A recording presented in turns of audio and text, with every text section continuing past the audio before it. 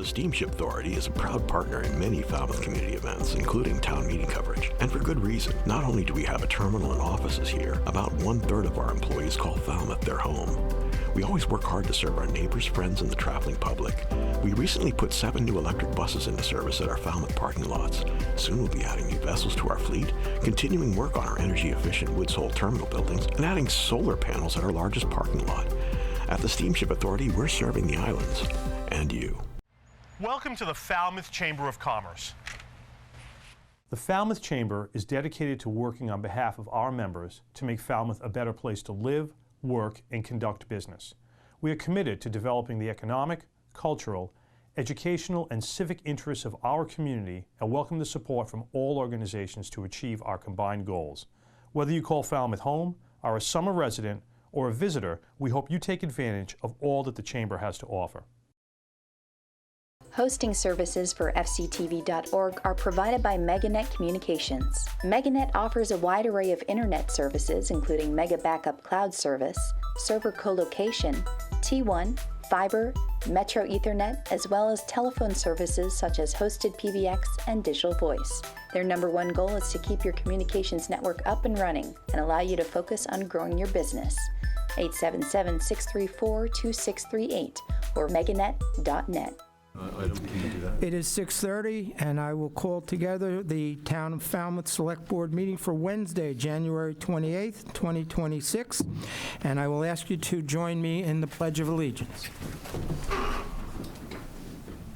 Pledge allegiance to the flag of the United States of America and to the republic for which it stands, one nation, under God, indivisible, with liberty and justice for all. Okay, I am going to ask everyone to silence your cell phone, and please notify the chair if you are making a video or audio recording of this open session meeting. The placement and operation of recording equipment should not interfere with the conduct of the meeting. So it's been a while. We haven't been here since early January. We missed on Martin Luther King on the 19th, and unfortunately Monday was just impossible to have a meeting. So thank you for your patience, and we are here to take care of some business. I'm going to ask Vice Chair Goldstone to read a proclamation. Yes, a proclamation in recognition of Black History Month. Whereas Black History Month was first celebrated nationally in 1976 during the United States bicentennial, and whereas Black History Month has a rich cultural history throughout the United States, symbolizing the enduring strength and significance of civil rights pioneers, including Martin Luther King Jr., Rosa Parks, Phyllis Wheatley, and Frederick Douglass, and whereas the town of Falmouth must continue to move towards equality, recognizing the barriers faced by the Black community and addressing structural racism and social, political, and economic inequalities. And whereas Black History Month is an opportunity to recognize the many contributions and achievements by Black leaders and members of our community in the town of Falmouth throughout the course of our history.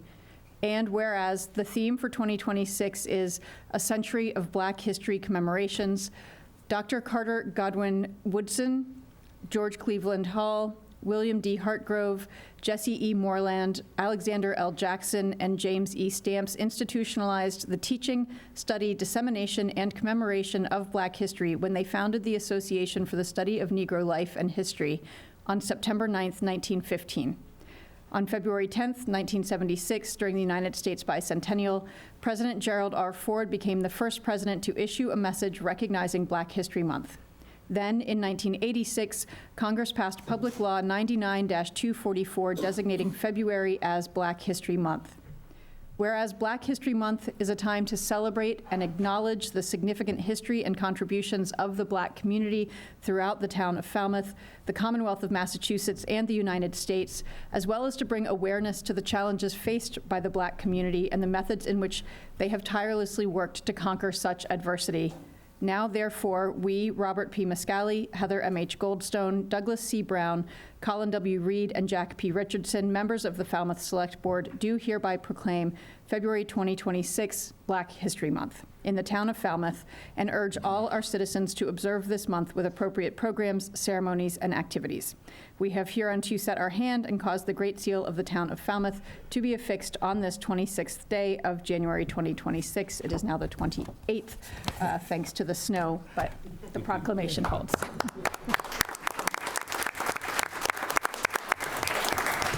Thank you. Just a word.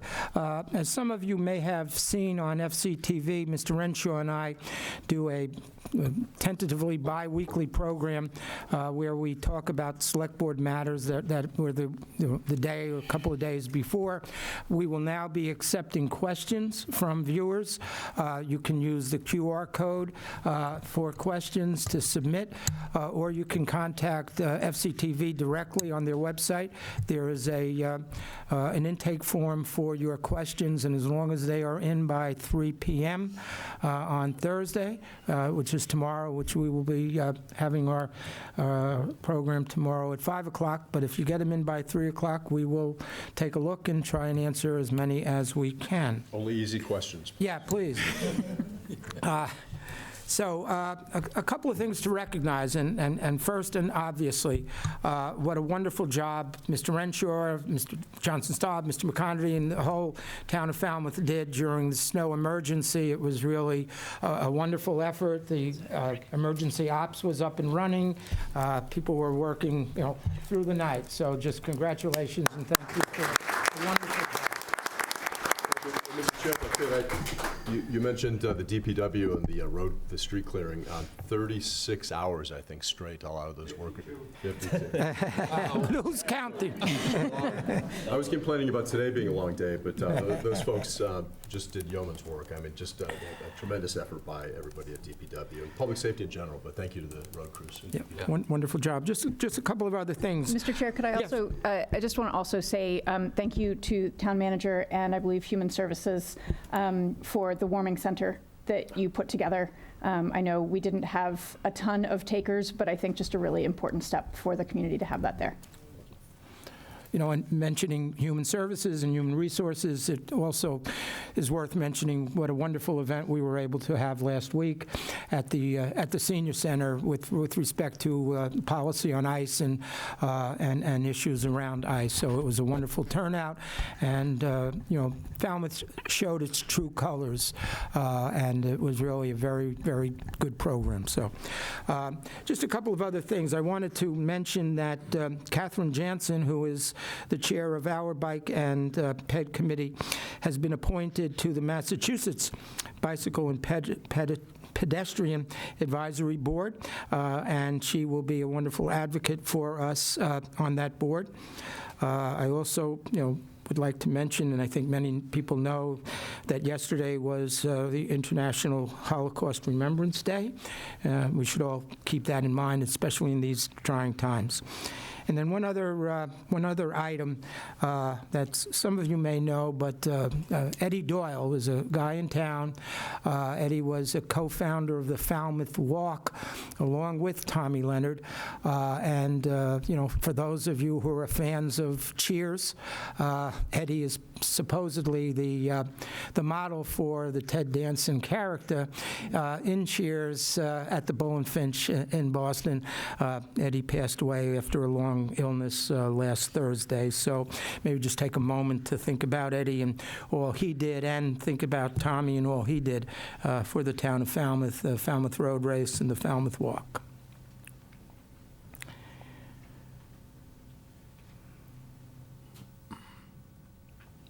Okay, thank you. Any other recognition? I just have a brief word I'd like to say.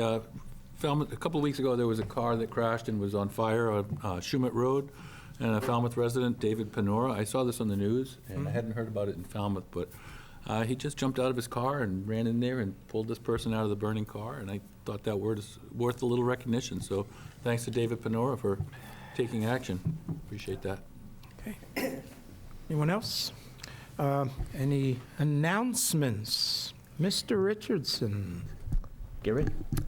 Before I begin, I just want to send solidarity out to the ministers from our Unitarian University Fellowship in town for being in Minneapolis at this time. And thank you to the hundreds who showed up to our community forum, as well as on the steps just now. your support is very important. And while we are a nonpartisan board, it is crucial that all politicians and people, no matter how small, speak up about the injustices the Trump administration and ICE are committing in Minneapolis and across the country.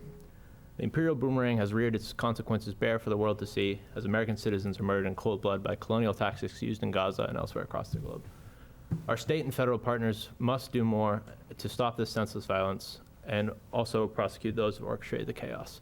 We must hold those who remain silent, no matter who they are, accountable. It's in the spirit of this issue that I announce I will not be seeking re-election to the Select Board. I want to thank the dozens of people who reached out to me asking me to run again. You did not make my decision any easier. In truth, I'm considering several political and professional opportunities that would allow me to better fight for the values I deeply care about, and I feel it would be disingenuous to the voters to seek a 3-year term at this time. The town is in good hands with the people to my left, and I learned so much in my short time on the board, from my colleagues on the board to town staff and our talented committees and committee chairs. It has been an honor to serve a town that has given me so much, and I promise you this will not be the end of my service to this one-of-a-kind community. I will continue to be a voice for the next generation on lowering the cost of housing, a more equitable tax distribution, and protecting our environment. We cannot move backwards in slow progress. In that vein, I hope my seat is filled by an equally bold, younger candidate, not than me, I don't think that's possible, who can keep up the fight on the issues that are so important to thousands across this town and this Commonwealth. Thank you, Falmouth.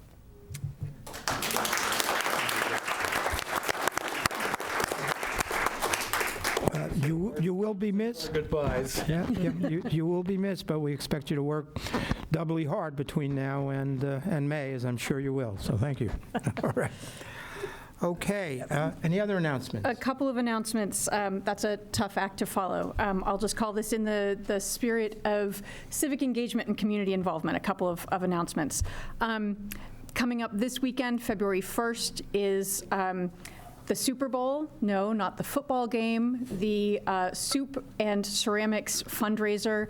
If you are interested in that, Google Super, S-O-U-P-E-R, Bowl, and register for that event on Sunday. There is an information meeting on Monday evening, I believe it's 5 p.m., with Eversource to discuss the Sam Turner Tap expansion project, the expansion of the substation on Sam Turner Road. That had to be rescheduled due to snow, and I know a number of neighbors have been feeling like they didn't have all the information they needed about that event, so I wanted to make sure people know about that event, to show up and learn more, share your questions and concerns. And then very perfunctory announcement, but I will be absent on February 9th for our meeting on February 9th for family reasons. Okay, and I'm sure we'll hear later from the police sighting advisory group, but there is a meeting on Monday evening also at 6 p.m. In the Herman Room, and we're going to hear a presentation this evening as well. So thank you. Okay, and we'll turn to public comment. Public comment may be made on routine matters not on the agenda this evening. Comments are limited to 2 minutes. Please introduce yourself. And since the matter has not been included on the agenda, the Select Board may not participate in the discussion of the topic. Mr. Newman, please step up. Thank you. Jim Newman. I'm representing tonight Indivisible Falmouth and the Falmouth Immigrant Rights Coalition and all the clergy and lay people who were outside for the vigil just now. I felt it was appropriate that we explain why we were there to everyone. First off, we want to thank the Select Board for initiating the community conversation on immigration last week. It was wonderful. And for the powerful statement on immigration that the Select Board issued on June 30th. As we're all aware, the situation regarding immigration enforcement has changed drastically since June. Our immigrant neighbors who have committed no crimes are being violently abused and ripped away from their families and communities. Some have followed all the convoluted rules that our system imposes on them, and they're still being abducted and abused. It's increasingly dangerous to be a person of color, even a citizen of color, on our streets. And federal agents are killing protesters and observers who are breaking no laws and not threatening anyone. This is not just a Minneapolis crisis. It's currently ramping up in Maine. Abductions continue to happen in Massachusetts and could ramp up here next.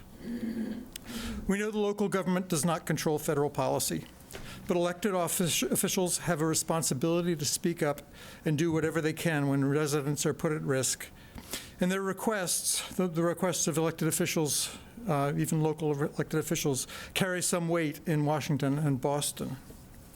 We plan to ask the Select Board to consider an updated statement supporting federal guardrails that will bring to an end the lawless enforcement and an end to detention abuses, with specific requests to the federal and state governments. We're also going to suggest some policy changes in Falmouth that we believe could help us make us all safer and more secure. We plan to forward more specific suggestions for an updated statement and policies before your next meeting. Thank you again to the Select Board, really heartfelt, for taking a positive stand for the people of Falmouth.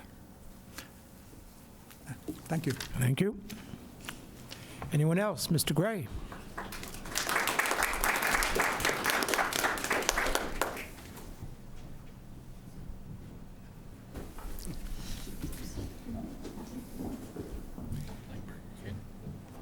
Good evening. Jim Gray, President of West Falmouth Village Association.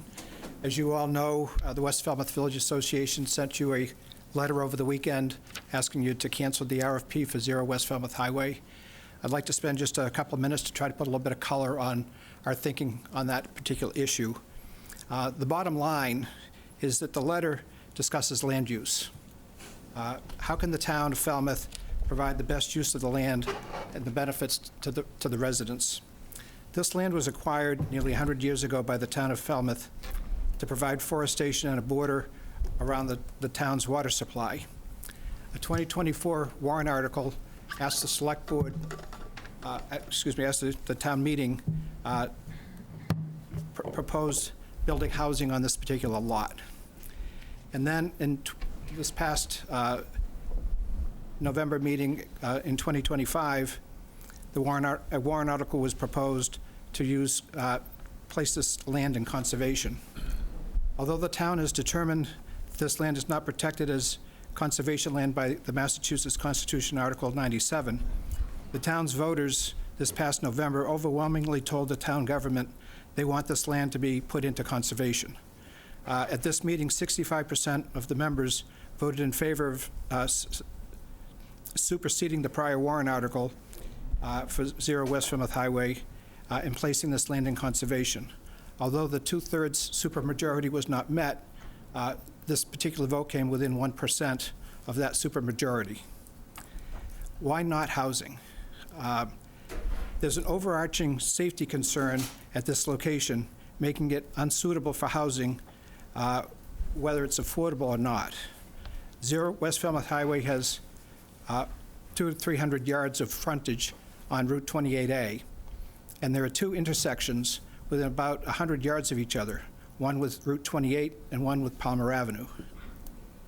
It's important to understand that there are no sidewalks, no crosswalks. I'd invite you to go take a walk with me, but I think it's pretty dangerous right now. Massachusetts DOT performed a road safety audit a year ago.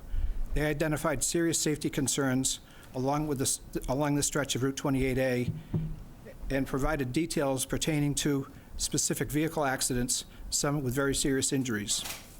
It's important for the Select Board to consider the potential negative consequences of a neighborhood here. This is a dangerous location for a school bus stop and for children and adults to cross the road. Mr. Gray, you're going to have to wrap it up. You're over the 2 minutes. Okay. Thank you. In our opinion, this is a disaster waiting to happen. Please don't build affordable housing or any other kind of housing on this lot. Thank you. Thank you. Okay. Anyone else for public comment? Okay. Mr. Chair, one more recognition I forgot. Yes. Chief Smith retired this last week on Friday, and we had a great ceremony at the fire department where a number of members of department heads and firefighters from across the Upper Cape were, and congrats to Chief Smith on a great over 30 years, longer than I've been on this planet, career to Falmouth Fire Department. I'm sure he enjoyed his Sunday watching the Patriots play rather than being at the Emergency Ops Center as well, so thank you. Thank you. Thanks. All right, so we will move to consent agenda. Licenses. Discuss and consider a vote to approve the application by 99 Restaurants of Boston, LLC, DBA 99 Restaurant and Pub, for a change of manager to its All Alcoholic Beverage Restaurant license located at 30 Davis Straits, Falmouth.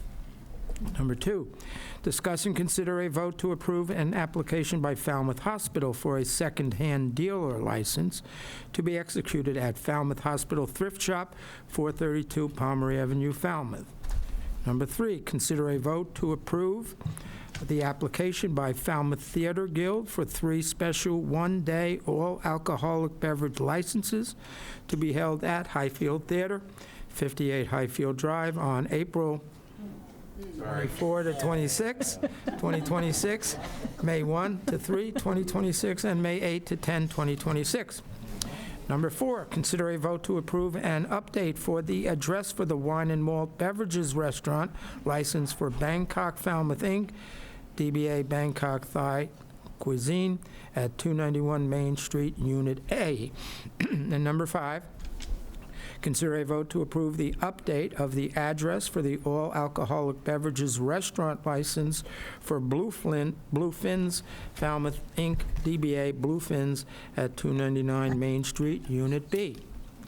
Moving now to administrative orders. Number 1, consider a vote to approve a petition by NSTAR Electric Company, DBA Eversource Energy, for permission to install 1 new Handhole 14/828 and approximately 48 feet of 1 to 3 inch conduit in the right-of-way of Old Dock Road. This work is necessary to provide service at 136 Old Dock Road, Falmouth. Hold, please. Number 2, consider the petition of NSTAR Electric Company, DBA Eversource Energy, for permission to install approximately 35 feet of 3-inch conduit in the right-of-way of Cypress Street. This work is necessary to provide electric service to 65 Cypress Street, Falmouth. Number 3, consider the petition of NSTAR Electric Company, DBA Eversource Energy, for permission to install 1 Handhole 6/H76 and approximately 35 feet of 3-inch conduit in the right-of-way of Sippawisset Road. This work is necessary to provide service at 318 Sippawisset Road. Number 4, consider a vote to accept a grant award in the amount of $2,500 from the Arts Foundation of Cape Cod to the Falmouth Cultural Council for Music at the Table. And number 5, consider a vote to accept a donation in the amount of $5,000 from the Catherine Goodman Foundation to the Falmouth Cultural Council donation account for Music at the Table. So, yeah, those are quite generous, donations. So, do I have a motion to move the consent agenda except for item number 1 under the administrative order? So moved. Okay, we have a motion. Second. Second. All in favor? Aye. Okay, Dr. Goldstone? I would just like to take this particular item, and there are 2 more in this consent agenda, as an opportunity to reiterate and emphasize that while we understand, as this item makes clear, this work is necessary to provide service. We understand that Eversource's work in our town is necessary to provide electrical service for all of us. We've been hearing a lot recently from community members about lack of communication, communication that doesn't necessarily feel fully truthful or honest, and some dissatisfaction with the quality of follow-up and communication as projects are finished. And so want to reiterate that this needs to be a 2-way street. We recognize that Eversource's work is absolutely imperative, but respectful communication and community engagement is also imperative. So with that, I would move approval of the petition as written. Second. Okay, we have a motion and a second with respect to item number 1. Consider a vote to approve petition by NSTAR Electric Company, DBA Eversource Energy, for permission to install 1 new Handhole 14/828 and approximately 48 feet of 1 to 3 inch conduit in the right-of-way of Old Dock Road. The This work is necessary to provide service at 136 Old Dock Road, Falmouth. We have a motion and a second. All in favor? Aye. Okay, thank you very much. We will now move on to committee interviews. And our first interview is for the Cultural Council, Patricia Pinto da Silva. Please step up.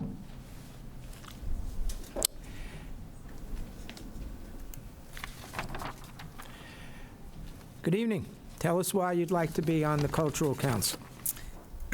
Thanks for having me. I'm Patricia Pinto da Silva. I'd very much like to be a part of the Falmouth Cultural Council because I finally have the opportunity to spend a little bit more time contributing to the town and being of service. I've recently retired from NOAA, where I've worked for 23 years as a cultural anthropologist. I've lived and worked in Brazil. My family's from Portugal. I was lucky enough to land in a town with really deep and amazing layers of Lusophone roots. And I think that's something that I can offer to the council. And I've worked a lot with small grants. And maybe most importantly, I'm really amazed by the group of people that's participating in that council. And I feel drawn to contribute. Good. Anyone have any questions? That's a pretty good answer.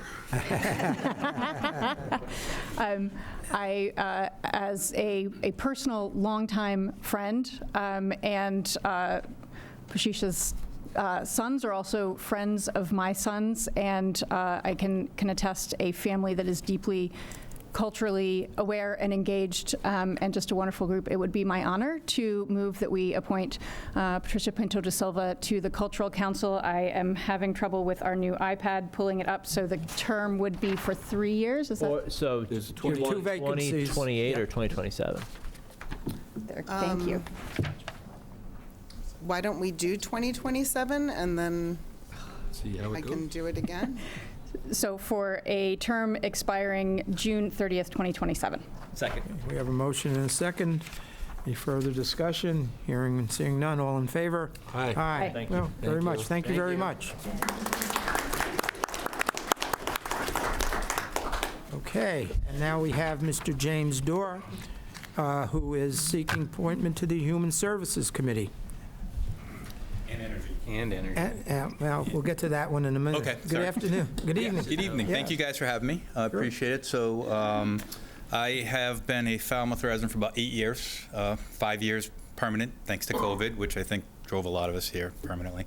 Recently retired, and as such have been actively looking to find ways to get engaged and involved in the community, as we plan to be here for good. It's our kind of final destination as we plan and hope.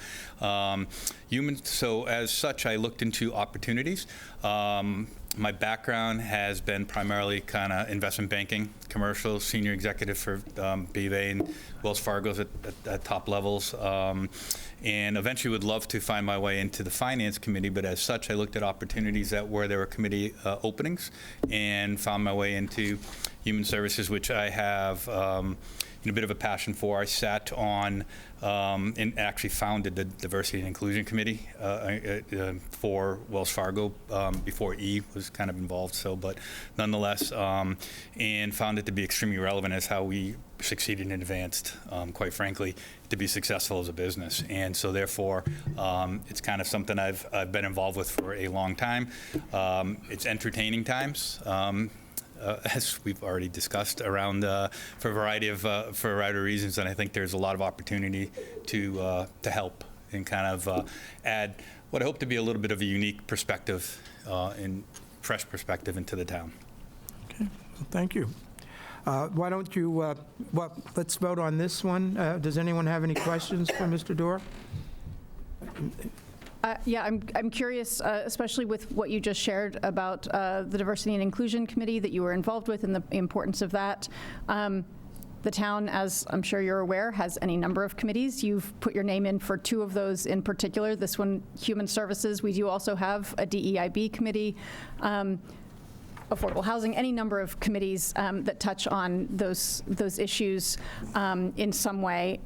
all of which have vacancies. And so I'm curious why specifically you honed in on human services. Yeah, I mean, look, I'm new to this, quite frankly, having been traveling kind of the country and the world for the majority of my time, trying to be settled. You know, I've been kind of engaged for about the last month as fully retired. This weather has not been great for that, but nonetheless. So I'm kind of learning and try to do as much as I could to figure out what would be the best fits in areas that were open. The reason I picked human services is because I think it's broader. At least from what I can ascertain. Unfortunately, as I said earlier, I have, and we're going to talk energy in a minute, but I have had the opportunity to sit in on energy committee meetings, so I have a much better handle on that versus, unfortunately, I wasn't here for the most recent human services. But I just look at that as an opportunity as things are kind of being actively engaged, that there's a much broader opportunity there to kind of get involved and add value. Maybe that's wrong, and there's a, no. I'm wrong, and in the DEI, it would be the better fit. So I'm open to discussions around that, but that's kind of. Appreciate your flexibility, Mr. Brown. I think it's a great fit for you. They have a budget, actually, and there's a wide, like you said, it's a big, wide scope of opportunity to serve, so I wouldn't be second-guessing your choice. And to add to that, the vacancy expires in 6 months, so if you find you want to try something else too. Sure, yeah, I did see that as well. Thank you. So, Mr. Brown, was that a motion? I make a motion to appoint Mr. Dorr to the Human Services Committee. Let's see, the vacancy ends in 6 months? Yeah. It's a short term, but I'll nominate you for it if you're up for it. I agree, it's a good opportunity to see if it's a good fit. Okay, great. Second. All right. Okay, we have a motion and a second. Any further discussion? All in favor? Aye. Aye. So you are also anxious to join the Energy Committee. It's wonderful that you're willing to be on 2 committees. So why don't you tell us a little bit about what drew you to the Energy Committee? That one I have had the luxury of being kind of a little bit more involved and a little bit more engaged as to what's going on. I've had subsequent follow-ups with Scott, who's the chair, with Stephanie, obviously. And, I think I do actually think the finance background can have a little bit of a unique perspective. I mean, environmental concerns are extremely important, especially for areas down here, down by the water and what have you not. But they're bumping into, quite frankly, fiscal reality. And I do think that having a little bit of perspective of affordability, I think, was referenced earlier. And, everyone's realizing that things want to be done, but people have to put food on the table, and how do you balance those kind of initiatives? And I've actually met with Scott and been exploring PACE, which is kind of got a little bit of a financial element to it. So I do think there I can add actually not only just a desire to, obviously, from an environmental perspective, but I do think economics is going to become important in how we deliver that as a town, and how it's affordable to people, and how we communicate that, and how that's delivered. So that's actually, like I said, I think that is someplace that the current committee doesn't have that perspective from having met and sat in, where I do think there's a real value add, because I think they're starting to bump into each other, quite frankly, and there's going to be a need to kind of have some hard conversations around that. I think that's great. Yes, Mr. Reed? I would say your economic and financial background is very, very important. I appreciate that you're bringing it to both the committees that you're signing up for, and would implore you to keep an eye on the FinCom as well, and or the finances of town, because we have some challenges coming up. We could probably use your eyes on those. Yeah. Yeah, anyway, and again, as I said, I'm trying to navigate my way through as to where I can add value to the town. But I agree, the Energy Committee would do well with your eyes, so I would make a motion to appoint James Dorr for the term ending, bringing it up. Also June 30, 2026. Also June 30th, 2026, so trials for I'll have both. to add value quickly, I guess. Yeah. Committee practice. Motion. Okay, we have a motion and a second. All in favor? Aye. Aye. Okay, thank you very much, Thank you. really. Thank you. Okay, our next item of business is a report from Farming Falmouth. So I know we have a presentation, so step up and introduce yourself, please. Now, I had a slideshow. Yeah. Okay.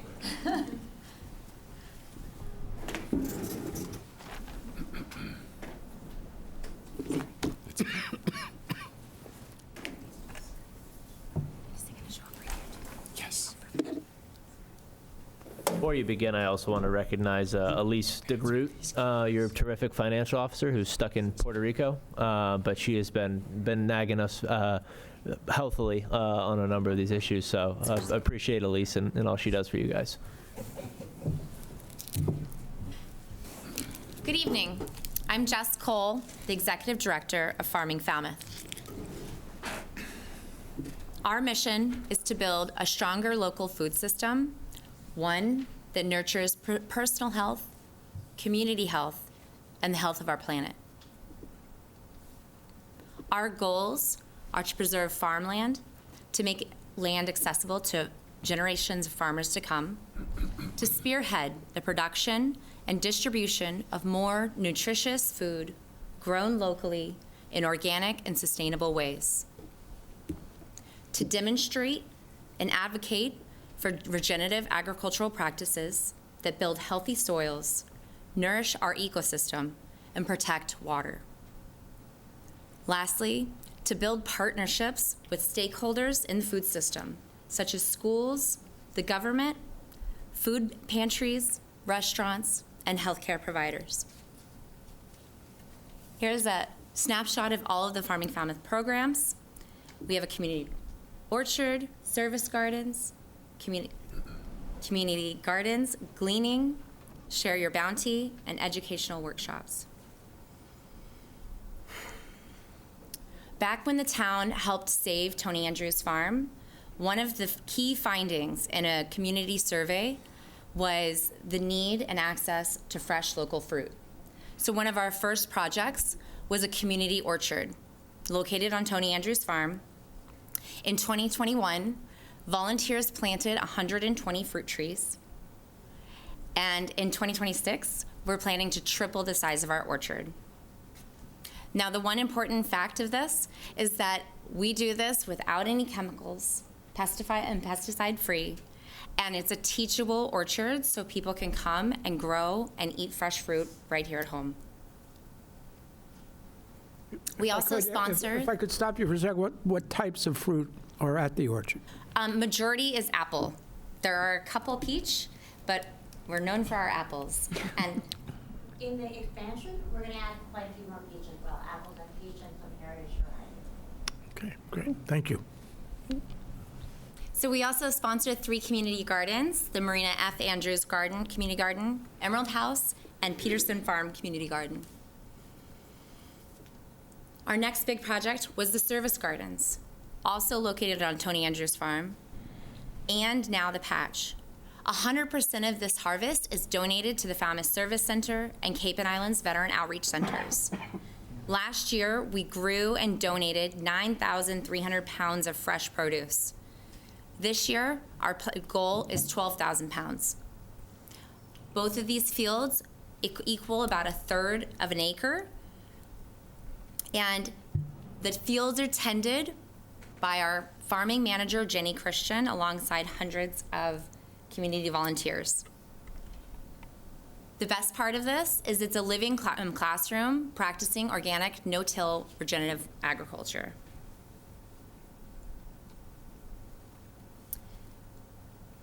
So we realized that farmland preservation is a huge, important issue. And this map shows you a little bit that in the 1950s, there was roughly about 3,500 acres of prime agricultural soils. In 2016, they had found that there's only 470, and it's been drastically reduced every year. And so we knew that we wanted to purchase a farm and create access to farmland. The number one issue for new farmers is access to farmland. And so in June 17th, we forever protected a farmland we call the patch. The important part of this is that not only is it providing affordable housing to our local farmer, it's also an educational hub where we can welcome the public. Shortly after closing, we built a field. We held a workshop that we taught people how to build their own field, and 40 volunteers worked with us all day long to build an expansion to our service garden. We also welcomed hundreds of community on our open farm day and plan to have many more this coming season, along with educational workshops and more food grown here locally. This is the field a month after growing it. And that brings me to here today. So 4 years ago, one of our board members, Tyler, started the process of collecting data and surveys and community discussions to help produce and establish a baseline of information that can be used to inform and track change within the food system.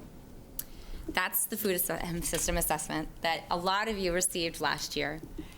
Now, when we launched this, we know how passionate we are about local food. We were blown away that our launch date was standing room only. We had over 70 participants come to the Herman Room, and we knew how important this was. So thanks to Elise DeGroot and Denise J. and Tyler, they have put together, they found the 5 key recommendations and are putting together a discussion series. So the five key findings from this is that we need food-forward policies for farmland preservation. We need to support growers and producers, invest in local food supply chains, ensure equitable access within Falmouth food environments, and enhance food education. So out of that was birthed Shaping the Future of Falmouth's Food System. The discussion series launched earlier this month, and again we were blown away. We, once again at the Wacoit Church, had standing room only, and we're so excited for our next event, which will be February 9th at the Navigator Club. We invite everyone here there. And what we're hoping for is that there's a town-wide discussion that enables us to define immediate actionable steps to strengthen our local food system. This project was made possible thanks to the Woods Hole Foundation, the Falmouth Cultural Council, Wacoit Church, the Navigator Club, the Church of the Messiah, Moto Pizza, and the Falmouth Public Library. I have the board here tonight if you guys have any other questions, and thank you so much. Well, let's go good food for all. Well, thank you very much. Dr. Goldstone and I were at that first session, and it was fantastic to see so many people with such passion, and really wish you good luck on the next 3 of your sessions. So, thank you. Yeah, I think Dr. Goldstone? we can maybe shorten select board reports and talk about it now. Since we were there, one of the ideas, Mr. Muscali and I, along with Tom Moakley and a member of his staff, as well as the head of the Agricultural Commission and a few other community members, were at the policy table that night. It was a very rich discussion. One thing that I thought that was really interesting that came up as an idea was to try to work with the state to add farmers as an eligible group for dedicated housing under the Seasonal Communities Act, given that farming food production is another shared challenge across the entire Cape and also the Berkshires, so both regions with seasonal communities designations. There were a number of other ideas, but I thought that was one that definitely falls into that category of like immediately actionable, and see if we can get that in there. And I love that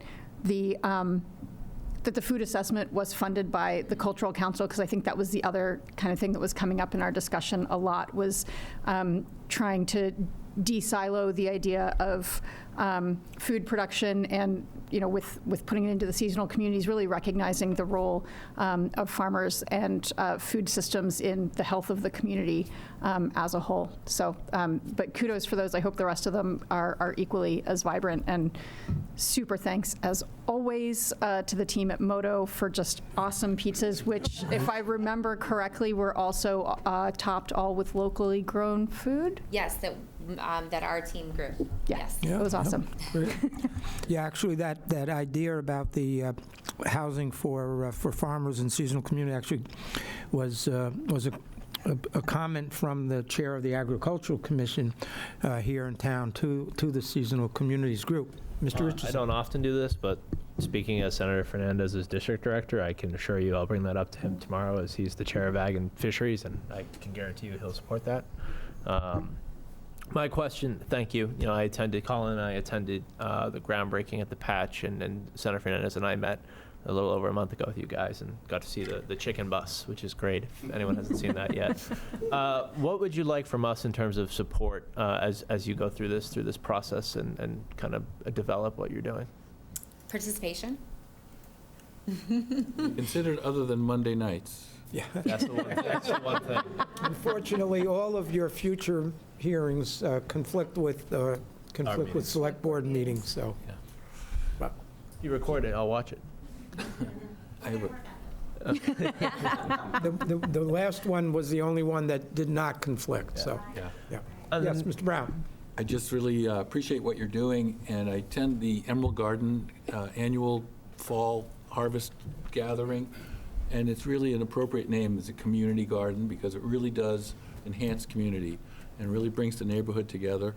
And I'd love to see us take some more of these surplus parcels that we've been recently identifying. Some are unbuildable and maybe would be appropriate for community gardens. So you guys are off to a great start, and if you're up for more challenges, maybe we can come up with some more of those parcels. Mr. Chair? Yes, Mr. Yeah, and going off Doug's point, and I mentioned this when Stan, the chair of Agricultural Committee in town, gave us a report. I put an earmark in the Falmouth Housing Authority budget to build community garden space. I'm not sure if any commissioners pushed for that since, but I think, and I've said this before, but any properties town-owned properties where it makes sense to have a communal garden space, any way we can partner on that, I think that'd be tremendous, not only for residents, if it's an example like the Housing Authority, but also just for community members across town. Thank you. Okay, well, thank you very much. Yes, Mr. Reed. You had another statement?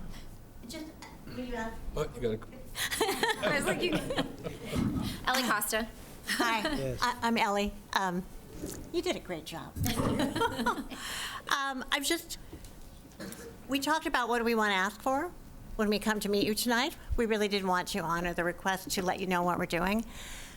We do feel that this is a pivotal moment in terms of taking the conversation from our group to the town.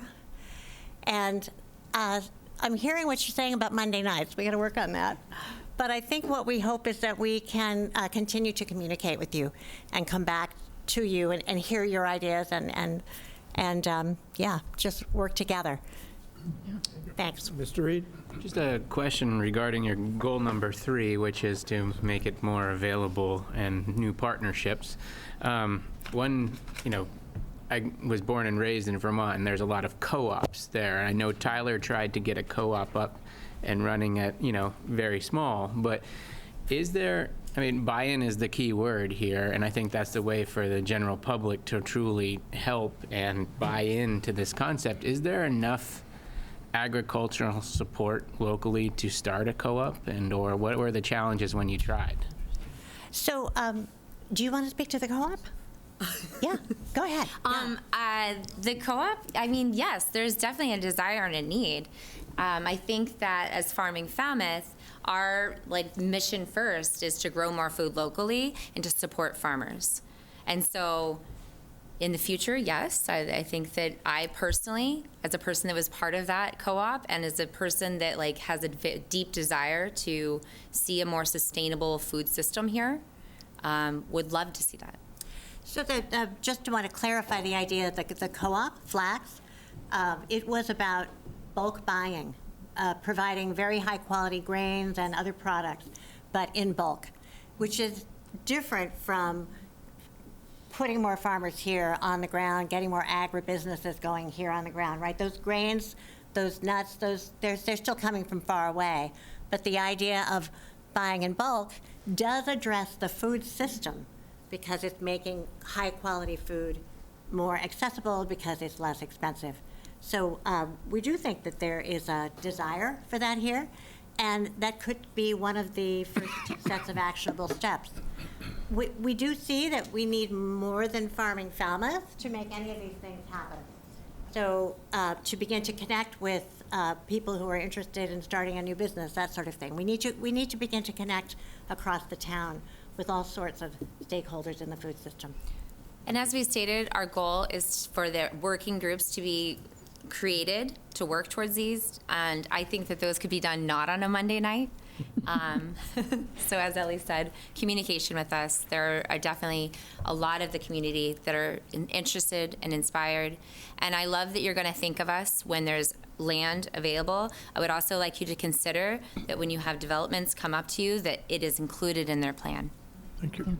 Okay, great report. Thank you very much. Well, I might just take the opportunity to mention a non-Monday night opportunity for engagement. The new winter markets on Sunday afternoons, Farming Falmouth, I know, is always there, as are many other members of our local food community. And the first one was, I know, wildly successful. I think I showed up an hour into the market and heard something like 500 people had already been there or something. It was, it was incredibly popular. Yeah, it was a showstopper. It was 700 in total. Wow. The most people that had ever been to a farmer's market here. So Sundays at Mullen Hall School for the winter markets. Oh, 11 to 3. I thought it was 12 to 3. Okay. All right. Fabulous. Noon to 3. Excellent. Gotta get there for doors. All right. Well, very good. Thank you. So we will now move on to discuss and consider a vote to approve an application to the Falmouth Affordable Housing Fund from Falmouth Housing Trust for a property located at 28 Cross Road. Mr. Renshaw? Real briefly, Mr. Chair, I know Executive Director of Falmouth Housing Trust is here for a presentation. Application was made by Falmouth Housing Trust back on December 1st for $175,000 for the acquisition of a single-family home located at 28 Cross Road. Falmouth Housing Trust is purchasing this market rate home for $550,000 and then intends to sell it for $380,000, attaching a deed restriction in perpetuity at 140% of area median income. As you all know, the guidelines state that $150,000 is a typical threshold. The Affordable Housing Working Group discussed this at length, and this is a unique project, and we'd like to see more of these. It's an existing home, move-in ready, gets a family hopefully in there really quickly, and it doesn't involve any clear cutting and land development. So we felt that it certainly justified the additional $25,000. So the Affordable Housing Working Group recommended to my office approval of the $175,000. We took that recommendation to the CPC. They also recommended approval, and we're here tonight requesting that the Select Board consider the approval of the $175,000, and I recommend. And with that, I'll turn it over to Mrs. Moynihan for the presentation. Thank you, Mr. Renshaw and members of the board. I'm Laura Moynihan, and with me tonight is Kate Asen, our Development Director as well. And we appreciate the support of the working group and the CPC for this project. This is part of what we're calling our home buy-down program, where we are buying market-rate homes and turning them into community assets. And this Crossroad will be the fourth home that we've acquired and resold. And you can see here the market price and then the resale price. The most recent one at Pinecrest Beach Drive, which this board supported, was sold at the end of December. I'm happy to report to a young couple who grew up in Falmouth and work in Falmouth and have two very small children. So that was a great turnout for them, and they were in the home before the Christmas holiday. So as you can see from these resale prices, that what we're trying to do here with this program is make these homes attainable for income levels under $200,000. The median income, the median price of a home in Falmouth is now well over $800,000, and that price is not reachable for people who are earning less than $200,000 a year with a mortgage. So this is our missing middle. It's our workforce. These prices at $350,000, $390,000, $380,000, they are reachable for these young families. So this is the house at Cross Road. It's been fully updated. It's a lovely 3-bedroom ranch, about 860 square feet, 3 bedrooms. It's in Wacoit, across from a larger property near the village. It's here's the GIS map showing where it's located. 12 1,500 square foot lot within an existing neighborhood, a large fenced-in yard. It's not in a flood zone, so it's checking off all the criteria that we look for, and most importantly, the improvements, because we want to set our first-time home buyers up for success. We want them to have a home that's move-in ready. This one is, as I said, 3 bedrooms, 1 full bath. It does have an unfinished basement. And here are some photos just showing you the work. It's a vinyl laminate floor throughout, new paint, new kitchen. The resale, here's the kitchen, new cabinets, new fixtures, appliances, and the bathroom. So it's all ready to go. New carpeting, new windows, new shingles outside. We just put some gutters on as well. Here's the floor plan showing you the kitchen area. It has a side door off the kitchen with a mudroom, which is the kind of a nice feature that you don't often see on the smaller ranches, 3 bedrooms and the living room. And here's some exterior pictures. It has a highly efficient new heat pump system that qualified for some mass save rebates as well. All the improvements to the home, these are all in the application as well. And we're proposing a resale of this home at up to 140% area median income, which is the maximum under your guidelines. This is just a breakdown of the price, the closing costs and fees. We are going to replace the leaching field on the septic system because it is in need of replacement. And we have a total project cost at $579,778. And then we have the breakdown of the purchase and resale costs. We're proposing to resell it at $380,000. If this board approves the funding at $175,000, the Falmouth Housing Trust would be contributing just under $25,000, which would be from our generous donors.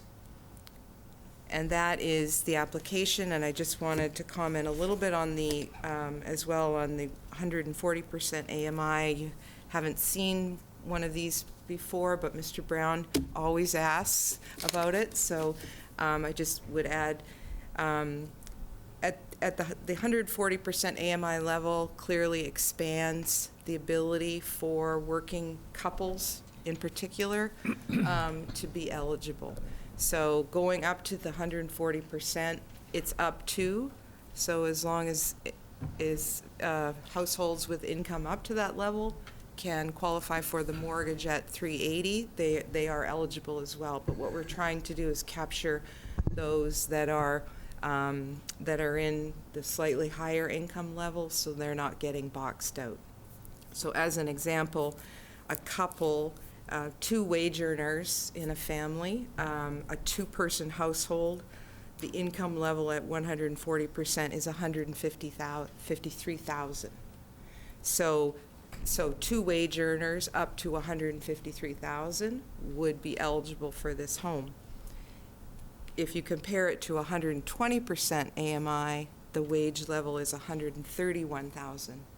So you could see how if you had 2 wage earners both earning $70,000, they earn too much at 120%, but they do qualify at 140%. So it's just sort of to give you an example of how that 140% can expand the buyer pool a little bit and make these homes eligible for more people. So what happens next, Ms. Moynihan? Well, if the board approves the funding, we would be holding an open house. We're hoping to schedule it for February 15th, Sunday afternoon. We would have the home on the ready-to-buy. We have a ready-to-buy list, so we would be notifying all of our buyers on the ready-to-buy list that this home is now eligible for purchase. We would hold the open house, and when the buyers come to the open house, if they want to buy the home, then we give them a day or 2 to fill out an election form where they say, I want to buy this home. And they're required to submit a pre-approval letter for the mortgage from the bank and verification of their income. and then we approve them as eligible. If we have more than one eligible buyer, we look to the maximum household size. So the maximum household size buyers have preference. If there are equal maximum household size buyers, then we hold a lottery.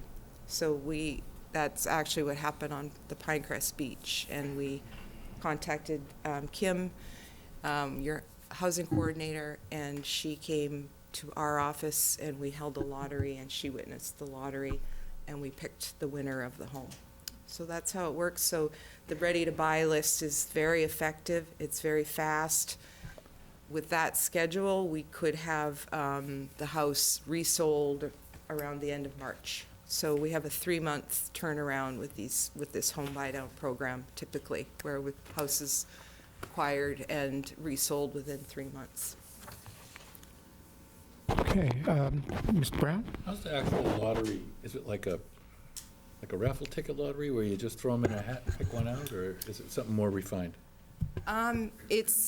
We have a lottery machine. Oh, you do? And we have ping pong balls. Numbers on the ping pong balls. So we take all the eligible applications, we number the application, and then that buyer gets a number on the ping pong ball. And then we roll it around. And I think Kim last time picked the winner out of the, or it might have been Addie, I can't remember. But we videotape it. It's very official in that sense. So obviously, but that's how it works. So a little more sophisticated than the lottery ticket, but not quite. I like it. I really like the white picket fence. It's a real dream. It's really a charming little house.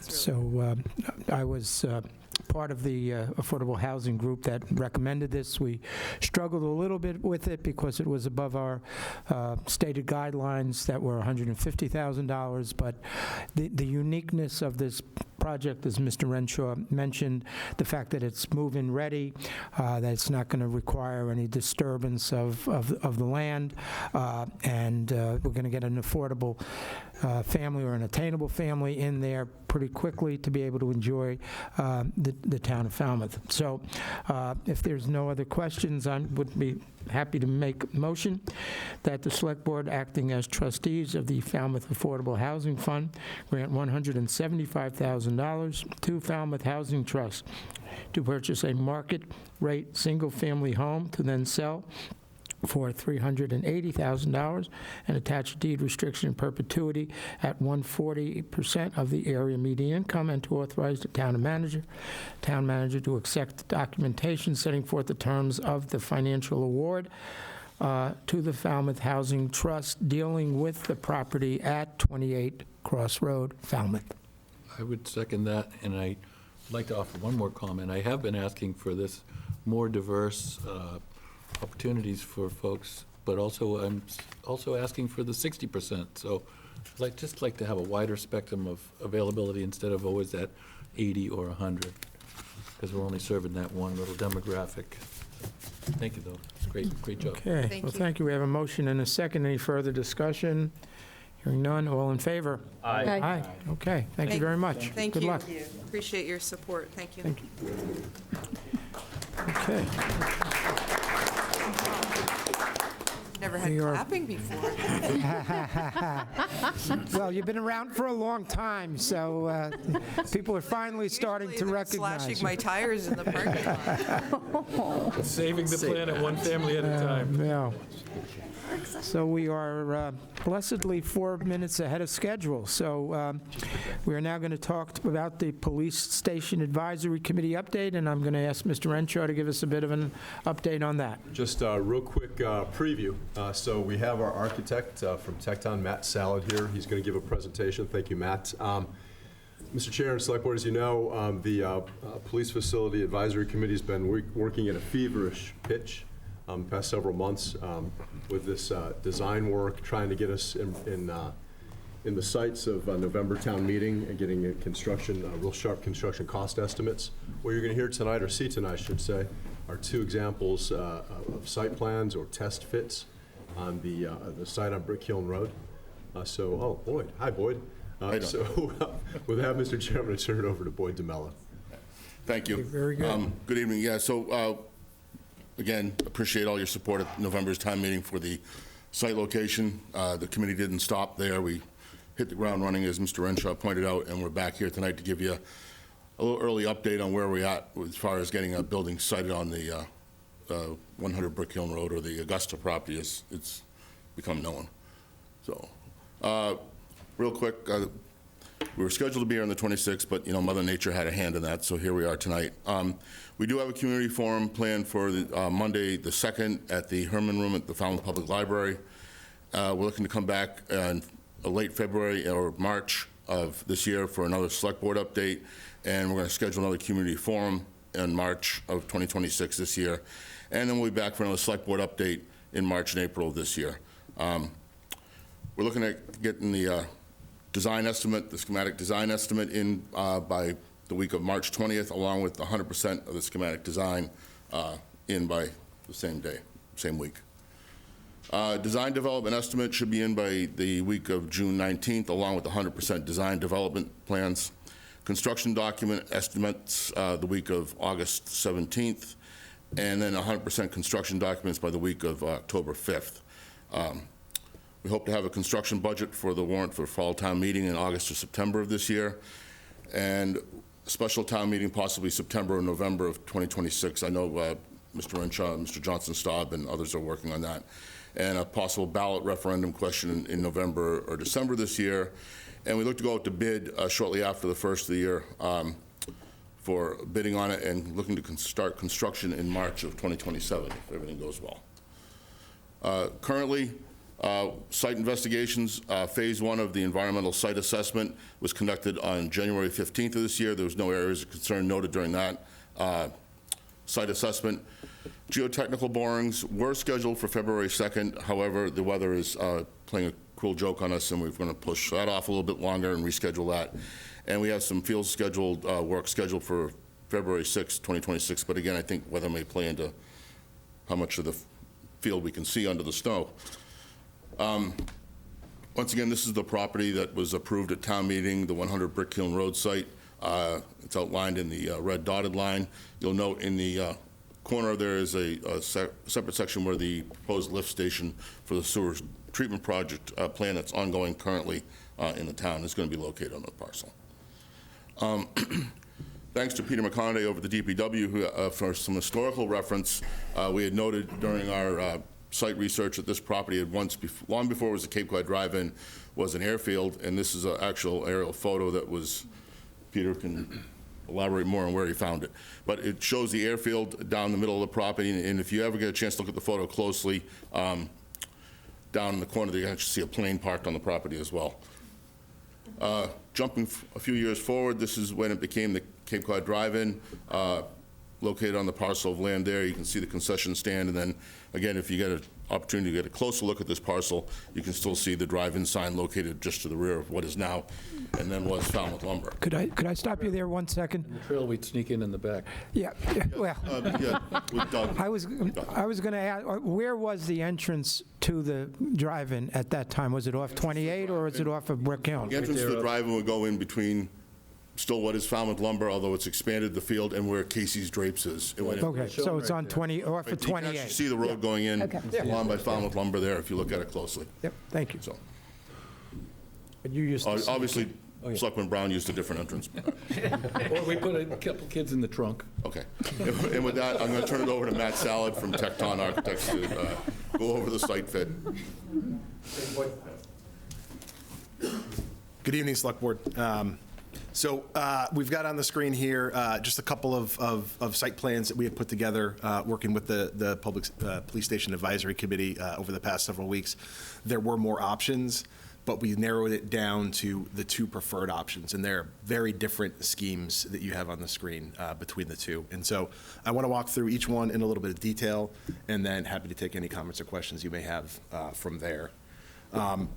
Certainly, there's some challenges with the site. None of them can't be overcome. But towards the bottom of the screen, the south portion of the site plan here, you will notice that there's.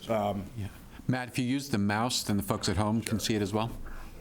Down in this portion of the site here, you'll notice these dashed lines. These are indicating your grade lines, the topography there. So anybody that drives by the site notices it's reasonably flat except for this one portion where it kind of dips down pretty aggressively and then continues down off of the property itself. And then of course we've got the sewer lift station in the top right corner of the site, which has been bid and is under contract with contractors. So that construction is starting shortly, but we believe strongly we can work around that, and we're already talking about how we're going to phase and coordinate with all the different contractors that are going to be utilizing this parcel sort of simultaneously once this goes into construction. So the first scheme that I'll walk you through, the sort of overriding concept between the two is one where we were trying to really address the frontage of Brick Kiln Road, and one where we were trying to really enhance creating more of a combined site with the lift station, the police station, public activities, and future recreation. So those are sort of the other components of this project that are really imperative that we make sure we coordinate with and around. So in this scheme, we were really looking at creating Brick Kiln Road as the building frontage, so to speak. This is the main entry. It's like many other municipal buildings in town. It's off a main road. You come into a parking lot. Here's the front entry. Here's the building. There's a general sequence to how those go. And so off of Brick Kiln Road here, we have your main public entry. This drive is a shared drive with the lift station access, so part of it's actually being constructed as part of that project. We would piggyback off of that, use the same curb cut, and create this as a shared drive. That drive then circulates around the police station and would run across the site down to Route 28. Now, this doesn't mean we're going to be clearing a whole line of trees all the way down the site. This is actually part of the sewer project itself. So there's going to be a sewer line running relatively in line with where this drive is. So that's already going to be cleared by the time we get in there, adding a little bit of paving or gravel, and now we have a drive that can be shared for use by recreation fields that may come into play in the future. It also gives another access point on the site or off the site for police services. Should there ever be an issue on Brick Kiln Road, they're able to get to Route 28 and respond to any of their emergencies within the town. So off of that Brick Kiln Road entrance, we have our main public parking area right in the front of the building. This would then be the main entrance to the police station.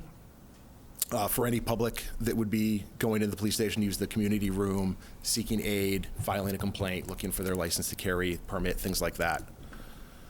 Just down the plan over here, we have another curb cut on Brick Kiln Road, and this would be your main staff entry for police vehicles. So they would be coming in through this portion of the site, down gradient from the main entry, into their secured parking lot in the back of the building. This loop road here connects to the Sally Port, so whenever the police department has an arrest and they're bringing any of those detainees into the station, this is a secure garage that they're able to bring them into the station and then process and book those detainees. We've got our staff parking in the back, solar parking canopy for some of the cruisers, an impound lot, our outbuilding, and an area designated for construction of a future modular indoor firing range. Certainly one of the challenges with this, one of the advantages with this layout is that the building addresses Brick Kiln Road as the main thoroughfare. One of the challenges with it is one of the things the select board talked about last fall when we were meeting with you and discussing this parcel is trying to find a way to combine parking so that it can be shared with any future recreation. So we're duplicating those uses and not having to create so many parking spaces and overpave the entire property, right? It's all about conservation as much as we can and reducing the overall site development impact on the property. So the second option looked at trying to take that and really take it to heart and accommodate all of those requirements within this site plan. So rather than the main entry be directly off Brick Kiln Road, we're going to look in this one as this drive that goes through to Route 28 as the new road. There was some discussions around maybe naming this like John Busby Way, something like that, so that it pays homage to an officer who was injured in line of duty here in the town of Falmouth. So This would still be your main public drive, again, shared with the lift station. We would then put public parking sort of along this new road, and the new front entry, public entry of the police station would be here. Again, addressing this new street, not necessarily addressing Brick Kiln Road in particular. This parking would be located, by locating at this portion of the site, any recreation fields that would be installed over here would be able to be shared.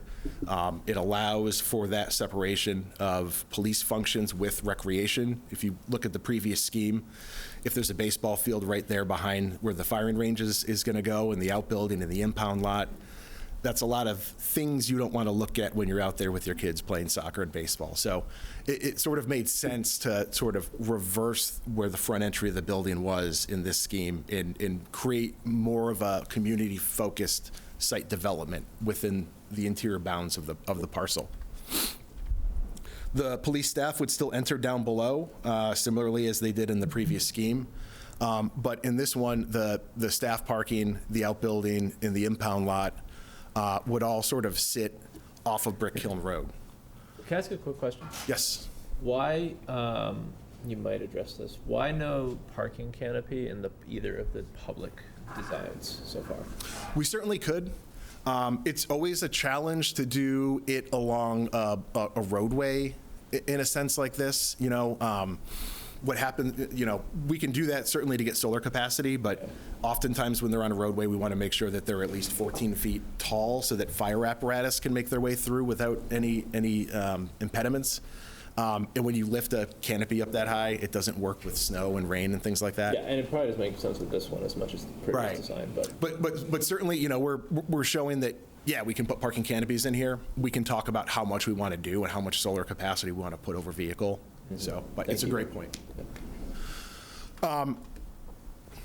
So again, all of the staff services would be down here, and I want to note again, looking at those dashed lines working their way around the site, we also don't want to have Brick Kiln Road become sort of the back door to the police station, or something that we're not addressing architecturally, so that it isn't appealing. It doesn't look like it's a bunch of pre-engineered metal buildings and old beat-up cars and things like that, right? We still want to make sure that we're taking care of Brick Kiln Road. So we've actually reworked the grading so that it sort of pushes some of these staff things sort of down gradient from Brick Kiln Road itself, so that it's sort of tucked back. And we create some maintain as much of the existing tree line that's right here, so that we provide some screening.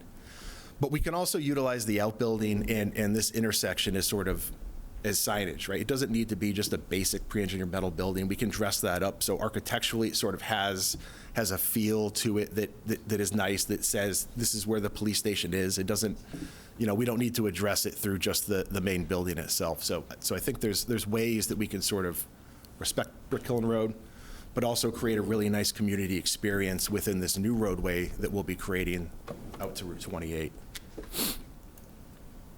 Ultimately, too many clicks.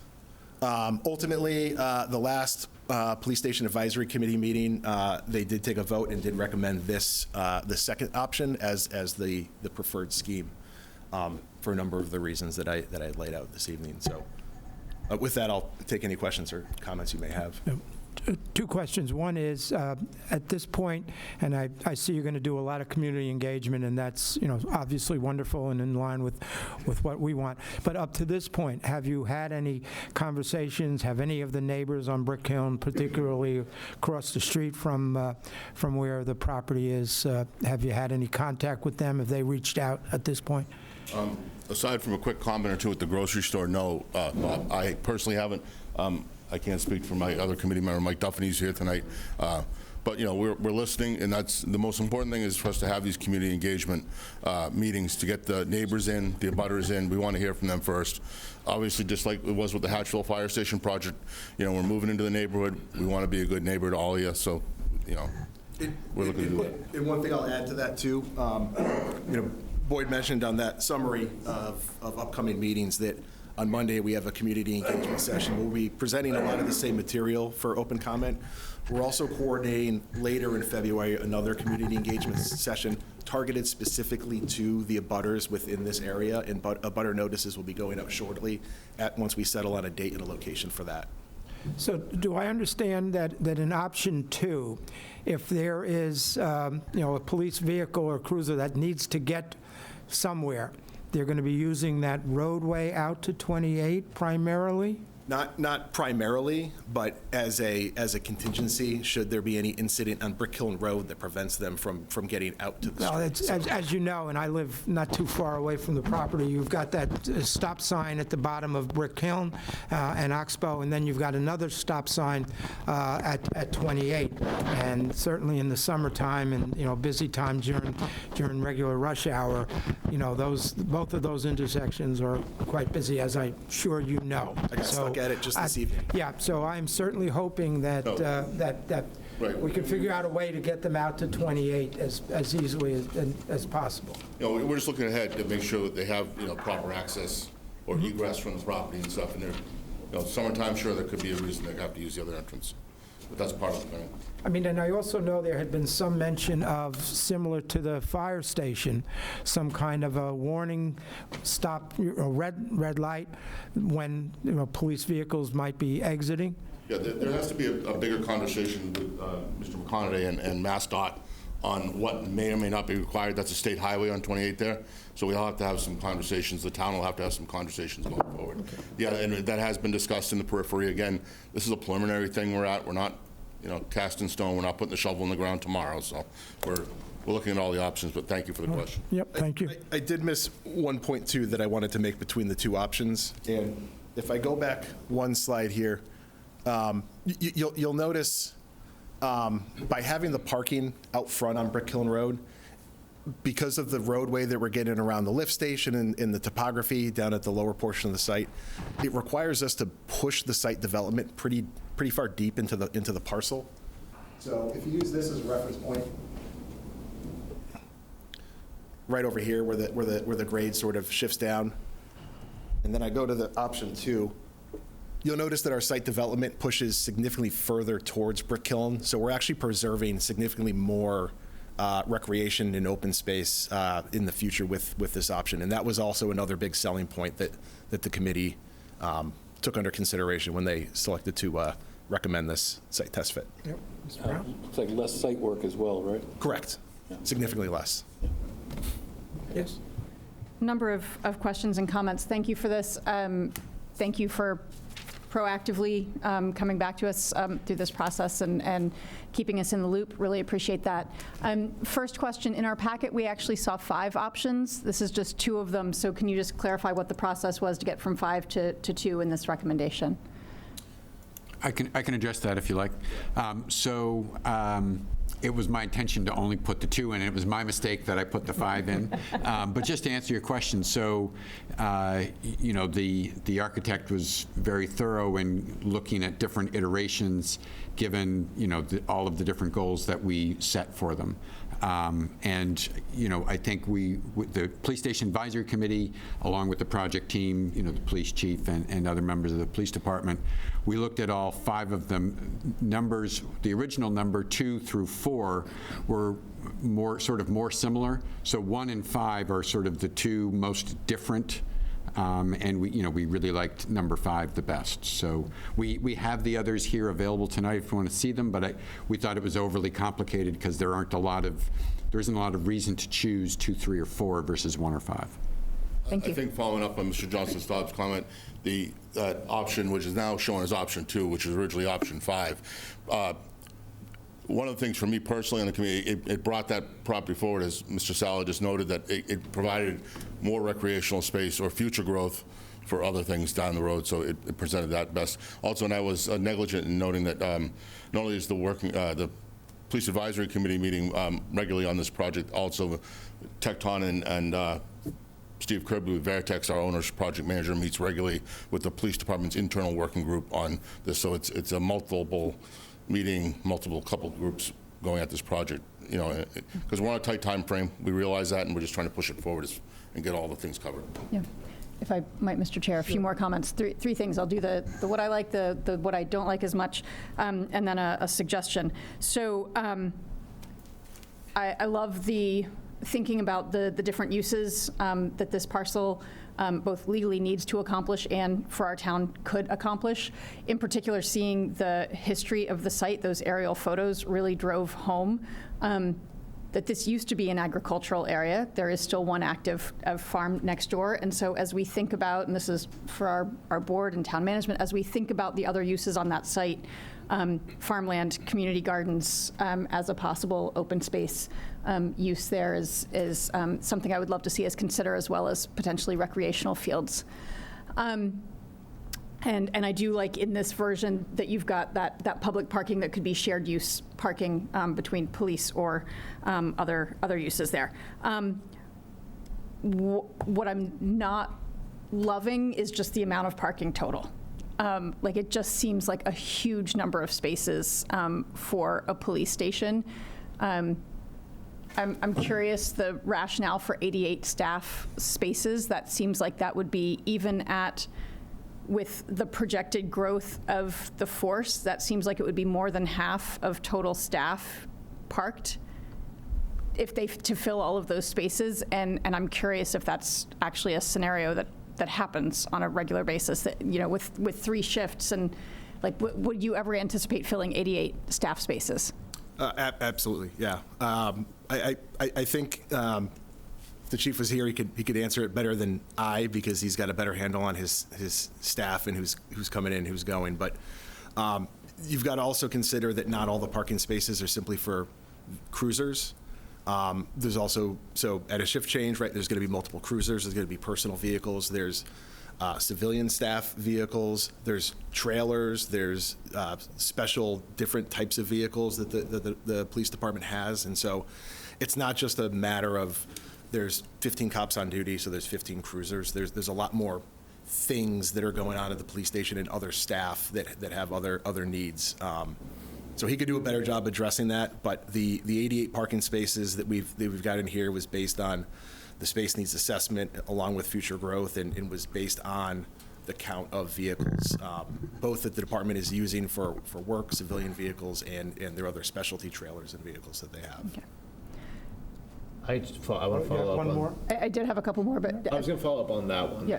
Do you, and again, this might be a question for the chief, but what you may know, do you know how many of the current spaces are used? I know it's a little difficult because at the current station, I know it's difficult because you have the senior center, you have me who plays basketball on his lunch breaks, so it's difficult to measure what activity they're for, but do you have an estimate of how many staff and public parking is used at the current station? On the current site, as it sits today, the lot's full.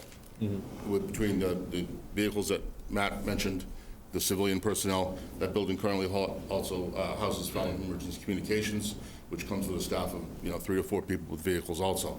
So at any given time during the business day, on hours, the parking lot's full, and then it's pretty full at night too. I mean, there's just as many patrol officers on during the day as there is at night, so that number doesn't change over there, but the lot's pretty full when you go over there. Okay, thank you.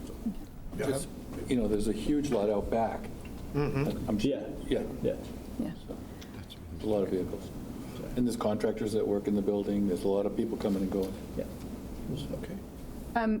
So ending with a question and some more hopefully fun things. Am I understanding that the lane there would be a publicly accessible route from 28 into there, potentially for future recreation as well as for access to the police station? Is that an all the way through for public as well as? Okay. Yep. Great.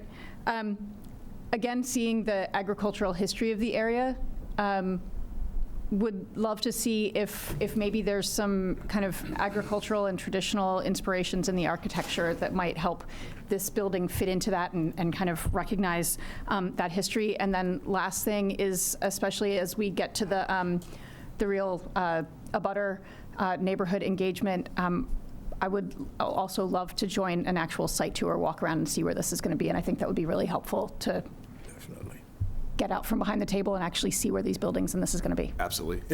Ironically, to your second to last point there, I was just having this conversation with Jeff McElravy in my office yesterday about that outbuilding and it addressing Brick Kiln, and I said, it almost has the feel like when you go to one of these larger farms that has the big new farm store, you know, where you go and you get apples and produce and things like that, being the main police station building, but then there's always this old barn right up against the road that has some sort of branding on the back of it so that you know that it's a farm coming in. I could almost see the outbuilding being that sort of thing, which would pay homage to the agriculture history there. So I think that's a great point.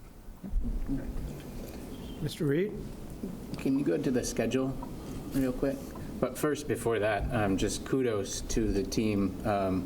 You're given a very short deadline to revamp, so awesome job on the options, including the room for recreation. There's 3 different purposes on there, so job well done on that one. We have a tight deadline for November and December. In your design, development, construction document, obviously the town has to come up with the total cost to build, equip, and maintain the station. Are these going to be in there at that time, or is that something that we have to discuss separately? And I think mainly the new equipment cost, is this in there? Will that be in there, or is that a separate? Which new equipment? I'm just... FF&E for the station. FF&E Yes. will be included. Okay. Yes. And then... All in total project, soup to nuts. Great. And then ongoing O&M for it will be a separate line item? Right, because we don't, you know, it's not a one-time expense, it's an operating expense. So your point is well taken that we need to identify what those operating budget costs are for informational purposes for all of the decision makers as we consider the funding for the station. But we won't be voting, you know, the vote will be to authorize borrowing to build the station, and then a year or two later, probably a year later, you know, what's the plan for the added cost, operating costs in the operating budget. And right now we're designing to $50 million-ish? 65. And that's going to be funded through? Borrowing. Borrowing. Yep. Do we have an idea of the tax implications on the average household for that? That's something we can easily calculate, yes. I'm just thinking, as we build this in and we have the community forums, this is going to be really important because it's going to go up against outfall pipes, other projects in the future, and we're going to have to weigh this. And this is a very important one that we're going to need to get in for November and December. So being upfront and honest and understanding, because this could be a 30-year tax increase, you know, depending on the funding mechanism, because I don't think our bonds are being spent down for that amount of time. So just something to be aware of for the cost, because it's going to be a lot, and we have a big capital project in addition to this. So separate than the, again, kudos to the team. I think that what you have is awesome, and I'm excited to see it come to fruition. I think to your concern, Mr. Reed, regarding the cost and the projects we're up against, and yes, you're right, we're up against several major projects. If you recall back to November town meeting when we were there, the committee had already taken a hard look at this project already and made some reduction costs. And that is weighing on the committee at every meeting. You know, we know we have direction from the town administrator and his office and where we're at, and we're staying within those lines right now. But we're still in the preliminary design level. You know, we're going to come back with maybe a little more Cape Cod architectural look or something else down the road that fits it. But all that's going to come to you. There's nothing, that's why we're coming back, a few times to the board to say this is where we're at. Yeah. And much of concerns back to us. Much appreciated, and I appreciate the abutters with all the community input that you have. Are we sending notes out to the specific abutters about this? Yes. Okay. For the next meeting, yes. Great. Mr. Brown? With this new site, is there any optimism for reducing that budget? It seems like maybe it might be an easier site to work with, sandier soils and so forth. Too early to tell? Too early to tell, but what I will say about the budget is right now we're basing the number that's been discussed on the gross square footage of the main building and the outbuilding and general similar comparable project costs throughout Massachusetts.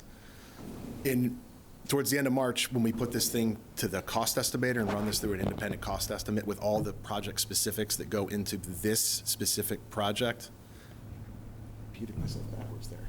Yep. Then we'll actually get the true cost that we'll be assessing this. So when we fully get that number from the estimator, that'll start to tell us where we actually are. And that number that we're talking about may be way above where we end up, maybe lower. We may have to do some more value engineering cutting, but I think right now we're talking high numbers, and we're not talking about detailed, accurate numbers based on this specific project. We'll have those towards the end of March as we fully estimate. And I urge you to share with us those comparative, because I'm sure a number of us have heard, well, geez, Taunton's did theirs at X and this and that. So I think it would be very helpful for us to have those comparative figures. And I will caution you against looking at other project costs. Everyone's because different. It's not just that everyone's different and the designs are different and the site is different, but the numbers that are published may have different things within them. The number you're going to get is the all-in soup to nuts, everything that goes into the station, and some of those published numbers might just be the building cost. That's what you have to explain to the people, because they're going to be wondering why it's more than Taunton. Yeah, absolutely. And I'm sure you will. Yeah. Thank you. And Boyd, congrats on your retirement as well from Falmouth. All right. Any more questions? Otherwise, thank you very much. Thanks for your work, and we'll see you Monday night. Yeah, thank you very much. Thank you. Okay, we are now on to an update on the long-standing Bournes Pond Bridge project. Mr. Renshaw? Bournes Pond Bridge. I think so. Thank you, Mr. Chair. I believe Mr. McConerty may have some slides. This was a request of the chair and vice chair that we receive an update. As you all probably know, this is a long-time project. It was initially approved and appropriated under a town meeting article vote back on April of 2014. Stuck, mired in U.S. Army Corps of Engineer permit review for years. Most recently, stuck in the Boston Bridge Division of Mass DOT review. I'm going to let Peter kind of walk us through the timeline of it, but he's put together a really good update, and I've got an update after Peter finishes with regards to the Boston Bridge Office review. So, Peter. Thank you, Mike. Peter McConerty, Director of Public Works. So I just wanted to go through an overview of this project from the beginning to where we are now. So the funding for this bridge replacement project was appropriated under the town meeting article of 28 of the April 7th, 2014 town meeting warrant. This warrant was a portion of the Little Ponds storage area, so it was all combined into one article. The bridge design was completed in 2017, so it took about 2.5 years to do the design of the bridge. It was 100%. And then because of the Minot West and the erosion that was happening on the beach, we had a second project that was going on for that for the beach to bring nourishment in and to rebuild the groins and to get rid of a couple of foundations, the bridge foundation and another building foundation that was there. So to get quantity of scale, we put both projects together. So after putting both projects together into one project, it was sent to the Army Corps of Engineers in 2019. It was right before the COVID pandemic hit, and then what happened is with the Army Corps of Engineer, people were working from home. It was that whole getting used to public meetings and virtual meetings. So there was a lot of different things going on at the same time. And my understanding is the Army Corps, they actually did a remote hybrid schedule, so they were not working from their office, and it was hard for them to get their files. We did not receive approval we did not get an Army Corps permit until October 31st, 2023. At that time, Public Works applied to MassDOT for a bridge final permit, and we were told that during the lapse of time between 2019 and 2023, that the bridge standards changed, and we needed to update the scour analysis for the footings because of the flow into the channel. So that set us back a little bit additional time. And then in November 2024, our consultant revised the scour analysis and resubmitted it to MassDOT District 5 in Taunton for review with our engineers. The project was sent to MassDOT headquarters in Boston, and what we repeatedly heard for the year and the last year and a third now, is that the plans were being reviewed by MassDOT Bridge Section, and it's next on the plate, and we're going to be working on it. We're now in late January of 2026, and the town has, the only responses we're getting from MassDOT is that it's in the review queue. So the project was funded under an omnibus article along with other wastewater improvements, as I mentioned, in 2014. The project cost at that time was expected to be $4,500,000. In 2026, the projected cost is estimated to exceed $10 million for the bridge, and the nourishment project is expected to be another $2 million. So if you add the materials cost and the labor cost of the general 4 to 6% on a project, it averages out about $600,000 a year. And as the time goes by, this project is going up, and I'm trying to build a bridge in 2026 with 2014 prices. So our bridge consultant has been corresponding with MassDOT, but there doesn't seem to be really any urgency to get the project reviewed with MassDOT. This is not the first time that this has happened, but it just seems like we've reached out to representatives. Falmouth representatives have reached out to MassDOT, and they get the same review back to us, as that it's in review and it's being brought. It'll be brought back forward. So, because of this whole long time frame, we're at 11 years now, all the permits that we had from the Conservation Commission, the local permits, the state permits, the Army Corps permits, they're usually 3-year permits. We're needing to extend them now because of this delay. You can only extend them so many times before the Conservation and the state and the Army Corps is going to say, what's going on with this project? And then, once again, you'll start get caught with the design, is that if the design manual changes and we're still in the review period, you might get caught just like we did with the SCAR analysis. So typically, a bridge design permitting review takes about 2 to 3 years. This project right now is going into the 12th year.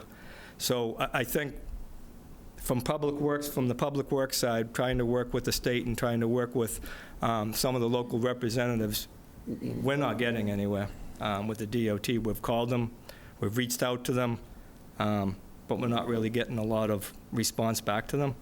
And I think at this point in time, if there was a possibility to bring another department, or maybe Moakley's office or Markey's office or someone into a state senator or a federal senator to be able to come in and to be able to work with this. It took Moakley's office back in 2023 to get on top of the Army Corps of Engineers for us to get the permit back then. And they finally were able to. It took them about 6 months, and they were finally able to get that to us. But for us, it just doesn't seem that there's any urgency on the state level. I will say, if that was in Falmouth and that was my name on this, I'd be in the town manager's corner office explaining myself what's going on. Why is this taking a 2 or 3 year design taking 12 years? So that's where we're at right now, and I think standing here tonight, I'm asking. I'm not ready to wave that white flag. That's not me. So I think we need to see if we can bring some, if there's any additional help from the state level that we can bring in. So I'll just mention at the Massachusetts Municipal Association conference over the past weekend, Mr. Brown and I were there, Mr. Renshaw, Mr. Johnson-Saab. Mr. Renshaw, thankfully, addressed this issue with Lieutenant Governor Driscoll, and maybe you can give us an update on how that went, Mike. Sure. It went well. I explained exactly what Peter just went through, kind of the outline and the escalation in project costs, and the Lieutenant Governor just wide-eyed, could not believe what she was hearing. And there was a, let me get this right, Deputy Associate Chief of Staff that was in the room, and she called him over. And I spoke with that gentleman after the meeting, got his business card, and we're trying to set up a meeting for next week. So we went almost straight to the top with the Lieutenant Governor, and I'm optimistic that we explained the issue and where it's kind of log jammed right now in the Boston Bridge office. And so we know exactly where we need to go, and hopefully with Lieutenant Governor's assistance, we'll get some movement to break that logjam and get this project going again. Great, thank you. Mr. Brown? I would suggest we should follow up with a letter, and maybe it should go directly to the governor and copy all of our legislators. So that's what I was going to say, is I give you my Senate email, and the Senator Fernandez has a meeting with Lieutenant Governor Driscoll tomorrow, and I'll have him bring it up again. So just while it's topical, because, and I think we should also consider a future item. It's ridiculous how long permitting takes in this state for a number of issues, and for how long it takes a state to approve something. As you said, now we're dealing with the cost increase from this, and it's frankly, it's unacceptable, and it's a bad rep that Massachusetts has. So I think we should consider a future letter to the legislature about that. Okay. Dr. Goldstone? Can I just get some clarity on if, through the Lieutenant Governor or other means, we got through the DOT review and got approval? What happens then at this point with this project? We go back to town meeting for additional appropriations and restart a 3-year permitting process? Is that essentially what would come next? That's not what I'm looking forward to do. I think right now, there's been discussion about this bridge, of the flushing, of the, the flushing, of the raising the bridge and the addition, the widening of the bridge. We went through all of that. That was all behind us. We had multiple consultants looking at that as far as the flushing, and that was all. There was reports done, presentations made to the select board. I think where we're at right now is looking where we are with the current funding that we have. We believe that with the current funding that we have, we can get the bridge done. We're not going to be able to get the full beach project done, but we'll be able to get the main portions of the beach project. If we're going to have to be able to do some value engineering, it would be on the beach portion of the project. But the beach portion of the project there's a lot of old revetment from the old roadway, and it's because it's the old roadway, it's scattered within the water.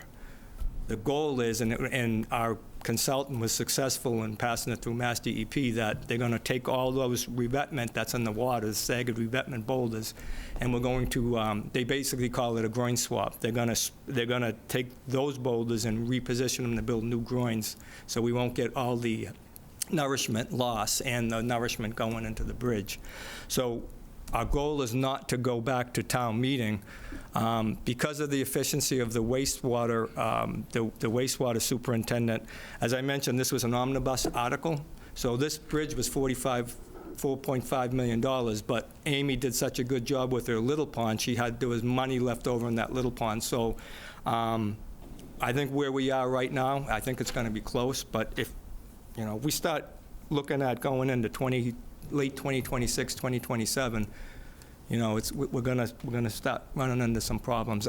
The goal is to not go back to town meeting, because what that's going to do is that's just going to cause a big flourish of another, let's rethink this, and that's already past us. So I think what we want to do now is, if we can get this permit, we'll be able to finalize it and get it out to bid. I do want to say that just yesterday we got an email from our engineer. They were waiting for comments back from Mass DOT. They did get some comments back, and then they can do some work. But this has been that back and forth for the last year and a half, so we're hopeful on that, but our engineers are still working on it too. But our goal is to not go back to town meeting, if we don't have to. I suggest we follow up with a letter, regardless. I mean, it's great that we've had this conversation with Lieutenant Governor, and I will say that these conversations do usually produce results each year from that MMA conference, whether it's wastewater planning or this bridge. This may be the thing that she works on this year. But I think a letter would be helpful as well, just to reinforce that request. Okay. Agree. Great. I would just say I would love to better understand the project math, just for my own personal interest. But in terms of, I think the splitting the bridge from the beach project makes a lot of sense, and I wonder also, I haven't had a chance to look at the budget from the state yet that came out today, but with the environment bond bill and the funding that the state is putting into coastal resilience, there might be some opportunities there to get some additional funding for that beach project through a different avenue. Right. Okay. Yeah, we could be able to look through that and into that too also. Yeah, we want a reimbursement. Okay, no more questions? Thank you, Mr. McConnor. Thank you. Thanks. Okay, next item is to discuss and consider the approval of the submission of a Mass Trails grant in the amount of $400,000 for the repair of route damage along the Shining Bike Shining Sea Bikeway. Mr. Renshaw? Thank you, Mr. Chair. You have a lot of information in your packet, well, a lot of narrative information about the Mass Trails grant. It's, as you all probably know, it's a reimbursable grant. The request was from the Bike and Pedestrian Committee Chair, who's with us here tonight. And I'm going to, if you don't mind, Mr. Chair and Select Board, I'm going to turn it over to KJ and ask her to kind of walk through We always kind of appreciate the needs for the project, what we hope to accomplish with the project, and then we'll talk a little bit more detail about DPW support for the project. KJ. Thank you very much. Congratulations on your appointment to the State Thank you Bikeway very much. Committee. I'm so sorry I wasn't here to hear that. I look forward to bringing forward the unique challenges of the Cape to that committee, especially with regard to multimodal. So the Shining Sea Bikeway is actually having its 50th anniversary this year, and you'll be hearing from our committee and Friends of Falmouth Bikeways on some events that we have planned. There is a invasive species known as black locust trees that create massive root bumps, because the way these trees work is that they hit a hard surface, i.e. Bike path, and then they travel along it till they can pop up. It seems very innocuous. What's the problem? They're root bumps. So the problem is that they are, some of them can be 4 to 5 inches high. They eventually separate the asphalt, water gets in, now you're getting potholes, and you're degrading a surface of a bikeway. This bikeway sees 350,000 trips a year, and not mostly lycra-clad, Team 7-Eleven type folks.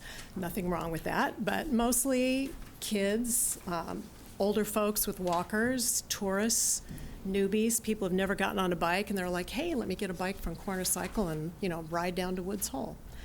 And those people are particularly susceptible to falling and getting injured on a root bump. They're not, they're chatting, they're not paying attention.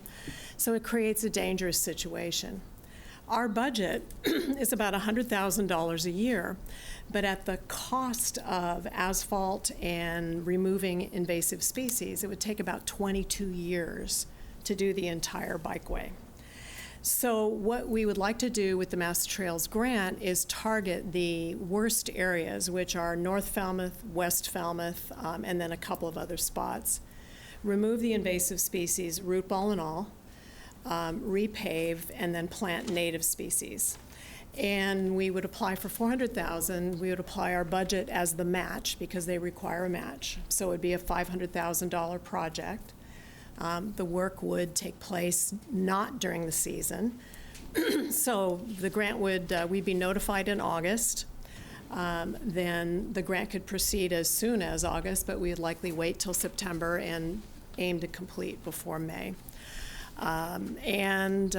It is a reimbursement grant. I spoke to the executive director of Mass Trails, who said that we can bill once a month, and they pay within 30 days. So we should not be out a big chunk of change, when the fiscal year rolls around. So Mike, I don't know if that's enough And background. who would be doing the work? Pardon me? Who would be doing the work? We have, Mr. McConerty and I have not worked that out yet. In fact, we're meeting on Friday to go through the actual application, the budget, et cetera. So it would be up to him to decide whether DPW does it or a contractor. Okay, thank you. I guess along those lines, how realistic is that off-season timeline and doing it all in one season? If we've got weather impacts, frozen ground, I believe, Mr. McConerty, you're the one who I've been in a conversation with in the past few days, who noted that the pavement companies shut down for the winter, so repaving's not going to happen till what, April, for that May reopen. Right. We do have the option of doing it over 2 years, but Mr. McConerty and I just haven't had a chance to discuss it. To speak to your comment about the weather, I was unable to get good photographs because we also have frost heaves this year because it's been so cold. And obviously those will subside. So at any rate, we'd want to get it done as quickly as possible given the cost of materials, which keep escalating year after year. But it could be done over 2 years. Okay. I have some experience position I had years ago in the Outer Banks where we had a similar trail. And Peter, you may know this technique. It's a piece of equipment that literally liquefies the after you take care of the cause of the bump. it liquefies the asphalt and it just settles again. Are you familiar with that technique? I watched it being done. So you're not actually relying on asphalt plants to be up and operational. This would literally be, and there's probably some time of year restrictions, but it's a technique that's probably at least 15 years old now. But it was innovative back then when I was watching it being done. But that may be an option as well. It would speed the process up. I think it was much quicker than having to pull up the asphalt and replace it. But anyway, that's something we could take a look at. Okay, great. I would note that DPW has been very creative in trying to figure out how to do this. So, Jim Grady, Mr. Jim Grady, the head of the Highway Department, has a giant route in his office for where they pulled one out. He's tried grinding down the bumps in certain spots. Unfortunately, over time, they start opening up again. He's tried cutting out just a section and then repave just that little section. You then get the problem over time where you've got all seams, surface seams through the bikeway. We actually held a conference session at Mass Trails Conference in 2022 where we crowdsourced route bumps for others in the Commonwealth, and basically many people have the exact same problem. Cape Cod Rail Trail has the same problem, and there is no solution except remove that tree by the root ball and plant the native. Well, I would say I love the combination of improving the bike path and addressing invasive species. It's a complicated project, but I also commend you on finding non-town budget money to try to tackle this. So if there's not further, I would make a motion to approve the submission of a Mass Trails grant in the amount of $400,000 for the purpose of repairing and restoring sections of the Shining Sea Bikeway as presented. Second. Okay, we have a motion and a second. Further discussion, Mr. Brown. Just to say it's super dangerous for rollerbladers. People see these clips online and think, oh, it's going to be great, I'm going to go rollerblading, and they get out there and they, you really can't do it. You can't. It's true. Okay. We're comfortable with the in-kind contribution from DPW. Comment on that? So,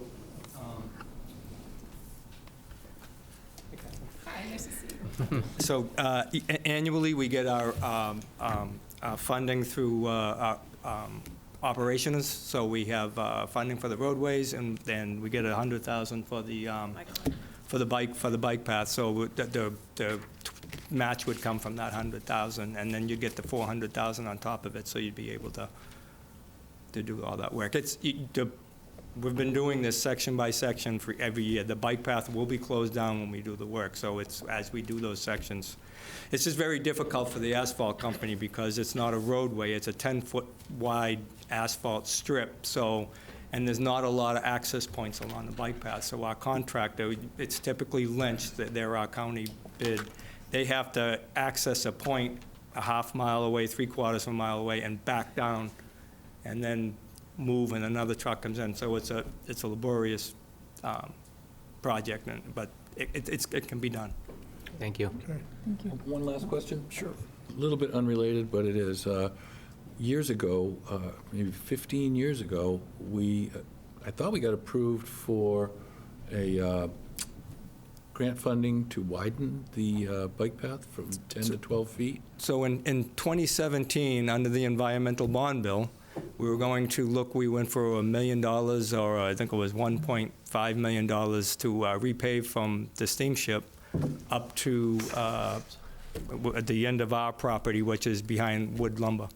And we had all the plans done, and it was the same technique. It was the same about removing the trees. It just, we did not get the bond bill on it. So those plans, they were done by Stantec. Those plans are still available in 2017, so we have a base, we could go through those, and There's going to be another environmental bond bill this year. so we can submit, we can revise them and submit them back in. Might as well try, right? Yeah. If you have time. Yeah. Okay, so we do have a motion and a second on the floor. Any further discussion? Hearing none, all in favor? Aye. Thank you. Thank you. Thank you. Okay, we are going to move to the first review of proposed articles for the April 2026 town meeting. Mr. Renshaw? Thank you, Mr. Chair. Yes, this is the first look, first review, first discussion of what you see before you, 35 proposed town meeting articles for the April town meeting. As you all probably know, the warrant closed on January 9th. That was for petition articles specifically. Friday, January 9th, it closed. Select Board is scheduled to vote the articles and execute the warrant on February 9th, so our next meeting after this will ask for a vote of these articles and execution of the warrant. And the articles are then published on February 13th. We're going to come back on February 23rd, the last meeting in February, and request that the board consider a vote to vote the article recommendations.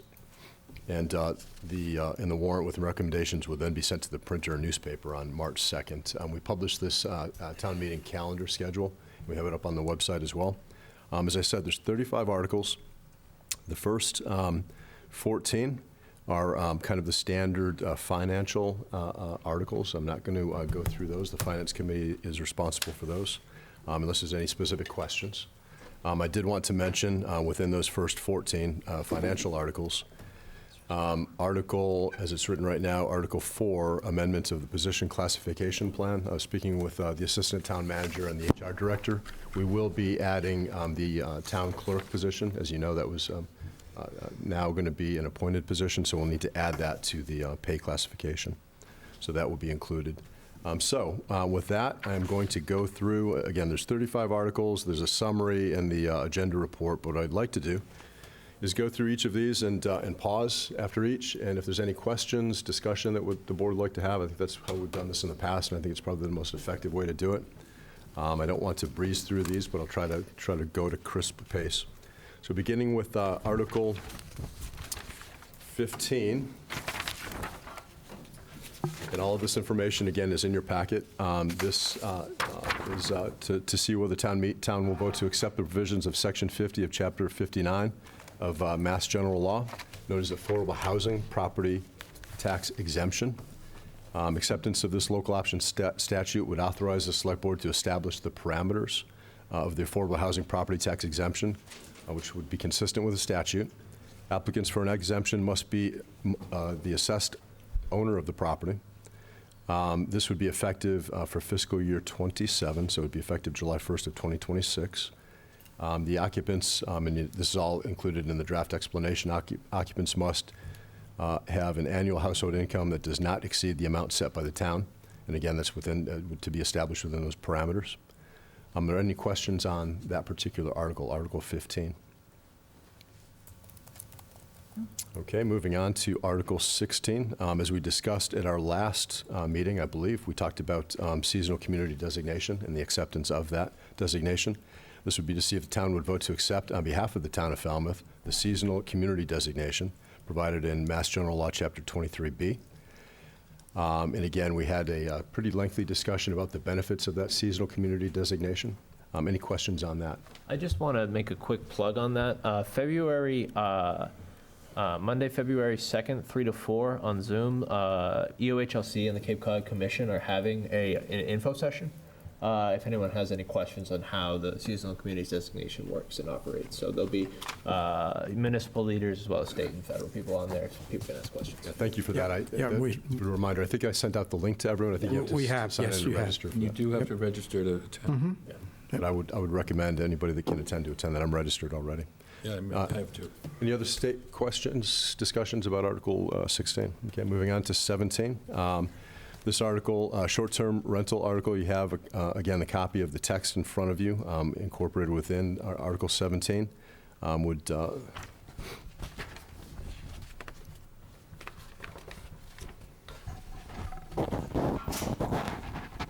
Would establish a very uniform method of regulating short-term rentals here in Falmouth. It would establish a requirement for a license with a term of 2 years and an application process that would be designed to help the town to obtain critical information from property owners.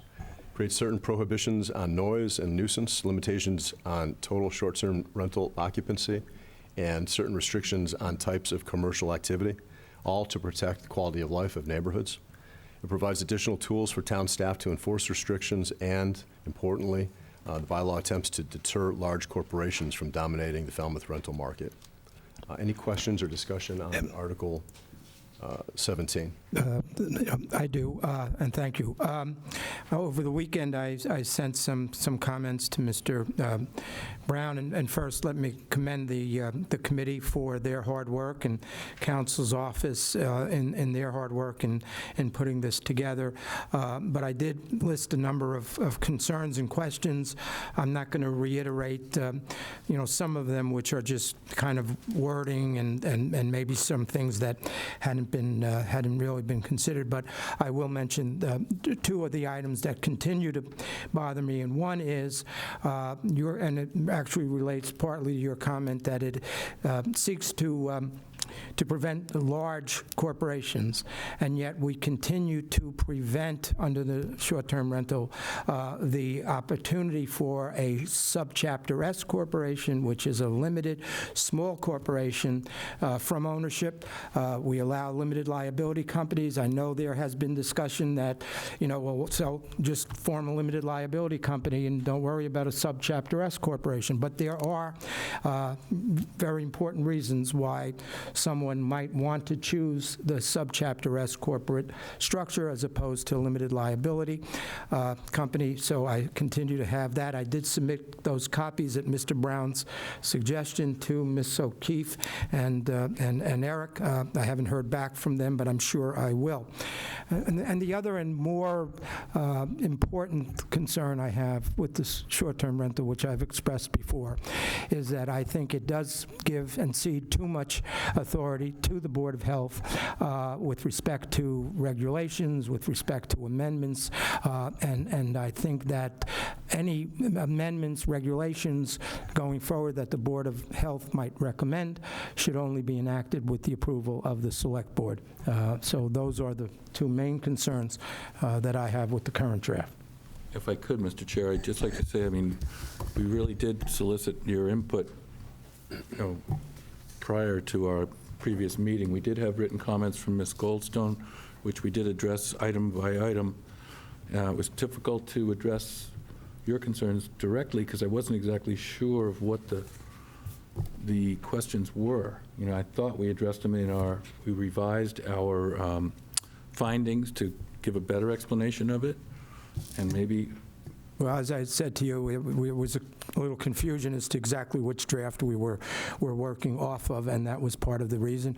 But again, the points I have with respect to some of the provisions, are somewhat wordsmithing, and for instance, you want to have someone on staff to respond immediately to emergencies and complaints, right? So, I think emergencies is one thing. A complaint may not be able to be answered immediately, to be honest. So it's things like that, and using the term indirectly. But my real main concern are the two that I listed, which is the prohibition of subchapter S corporations, which I really don't see the difference, and I never will, to be quite honest with you. But more importantly for this board, I think that it needs to consider retaining some approval and oversight of the Board of Health as it might go forward in the future. So, thank you. We're just trying to comply with state law.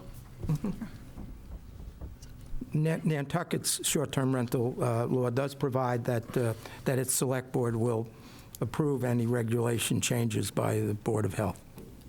Thank you. If you watch our last meeting, it's on FCTV on demand. You can see our comments there. Hopefully, that might explain our position.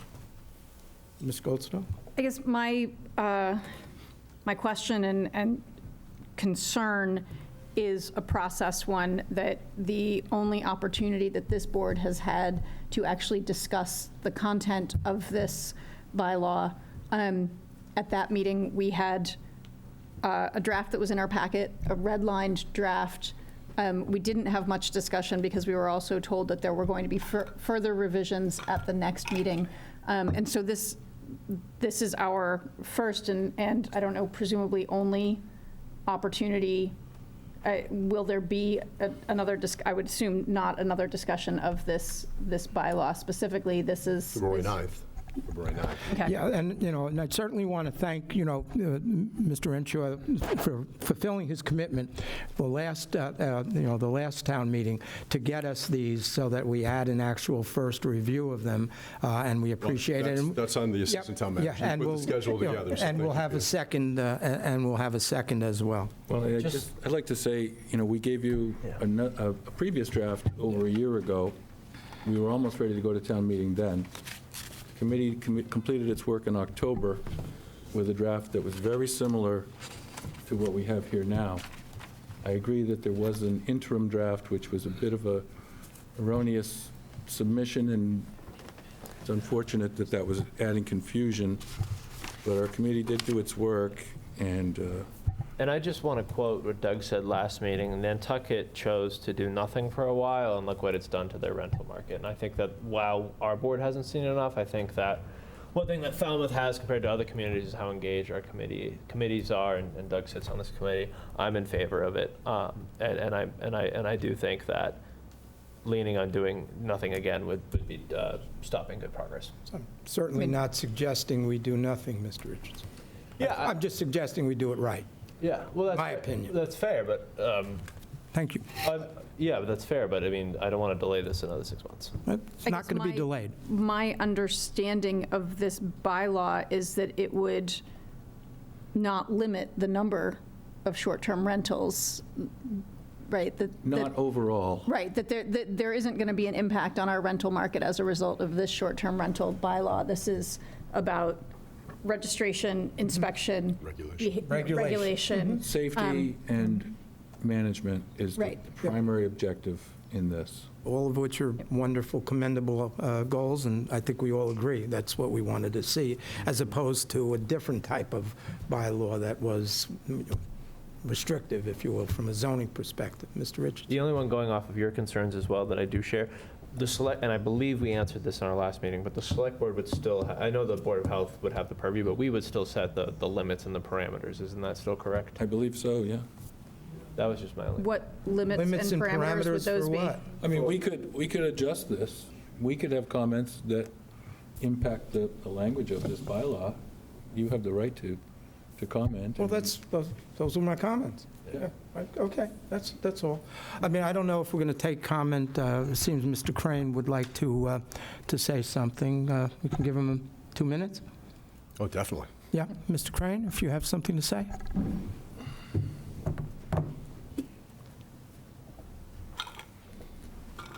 Thanks so much. Tom Crane, Juniper Point Road, town meeting member, Precinct 1. As to the chairman's concern, I would just like to say the committee has worked, very hard on this. I don't think there's a single provision that everyone loved. And just for example, I was originally opposed to the restrictions on corporations. The rest of the committee was fully on board with that restriction. And so I'm voting, for the full product, even though there are things, everyone has something in here they don't like. It isn't perfect. Just for example, you raised the question on the 24-hour access person to respond immediately to complaints. We looked at that language specifically, and we specifically insisted that it be there to focus that these short-term rentals are not huge party places, but complaints will be responded to immediately by this person, or that then they'll have to find someone else if that person isn't responding. Well, just a few comments. As an attorney, Mr. Crane, every complaint has two sides, and it may be difficult for anyone to be able to respond to a complaint immediately without knowing the circumstance. Emergencies, no question about it. But in any event, Right, so I'm just inviting the select board to look at the full package, and there'll be things, certain things everyone won't be happy with, but I really think this is an excellent package. No, you've done a great job, and as I said, thank you. Yes? Can I ask one question on a specific provision within the bylaw that I did make a comment about before, and the occupancy limit remains in place. So I'm curious about the thought behind the occupancy limit of 2 times the number of bedrooms and maintaining that, because I would say from an impact on our community standpoint, and I'll share my personal experience and use of short-term rentals, we're often going with 2, 3 families, and we're looking to be able to put everybody into one house for a weekend or a week, and if that means cots and sofas and camp pads, that's awesome, and that's one house for 3 families for that vacation, not 3, right? And so that occupancy limit concerns me that we could see increased demand, and in response to that, an increased number of short-term rentals if we're really limiting the density of people that's allowed within them. Well, we talked about that. We went through your notes. We had your written comments, and we itemized, went through them one at a time. That was one where we were considering adjusting the parameters, but the health agent was in attendance, and he reminded us of a couple of specific examples of why we were working on this bylaw.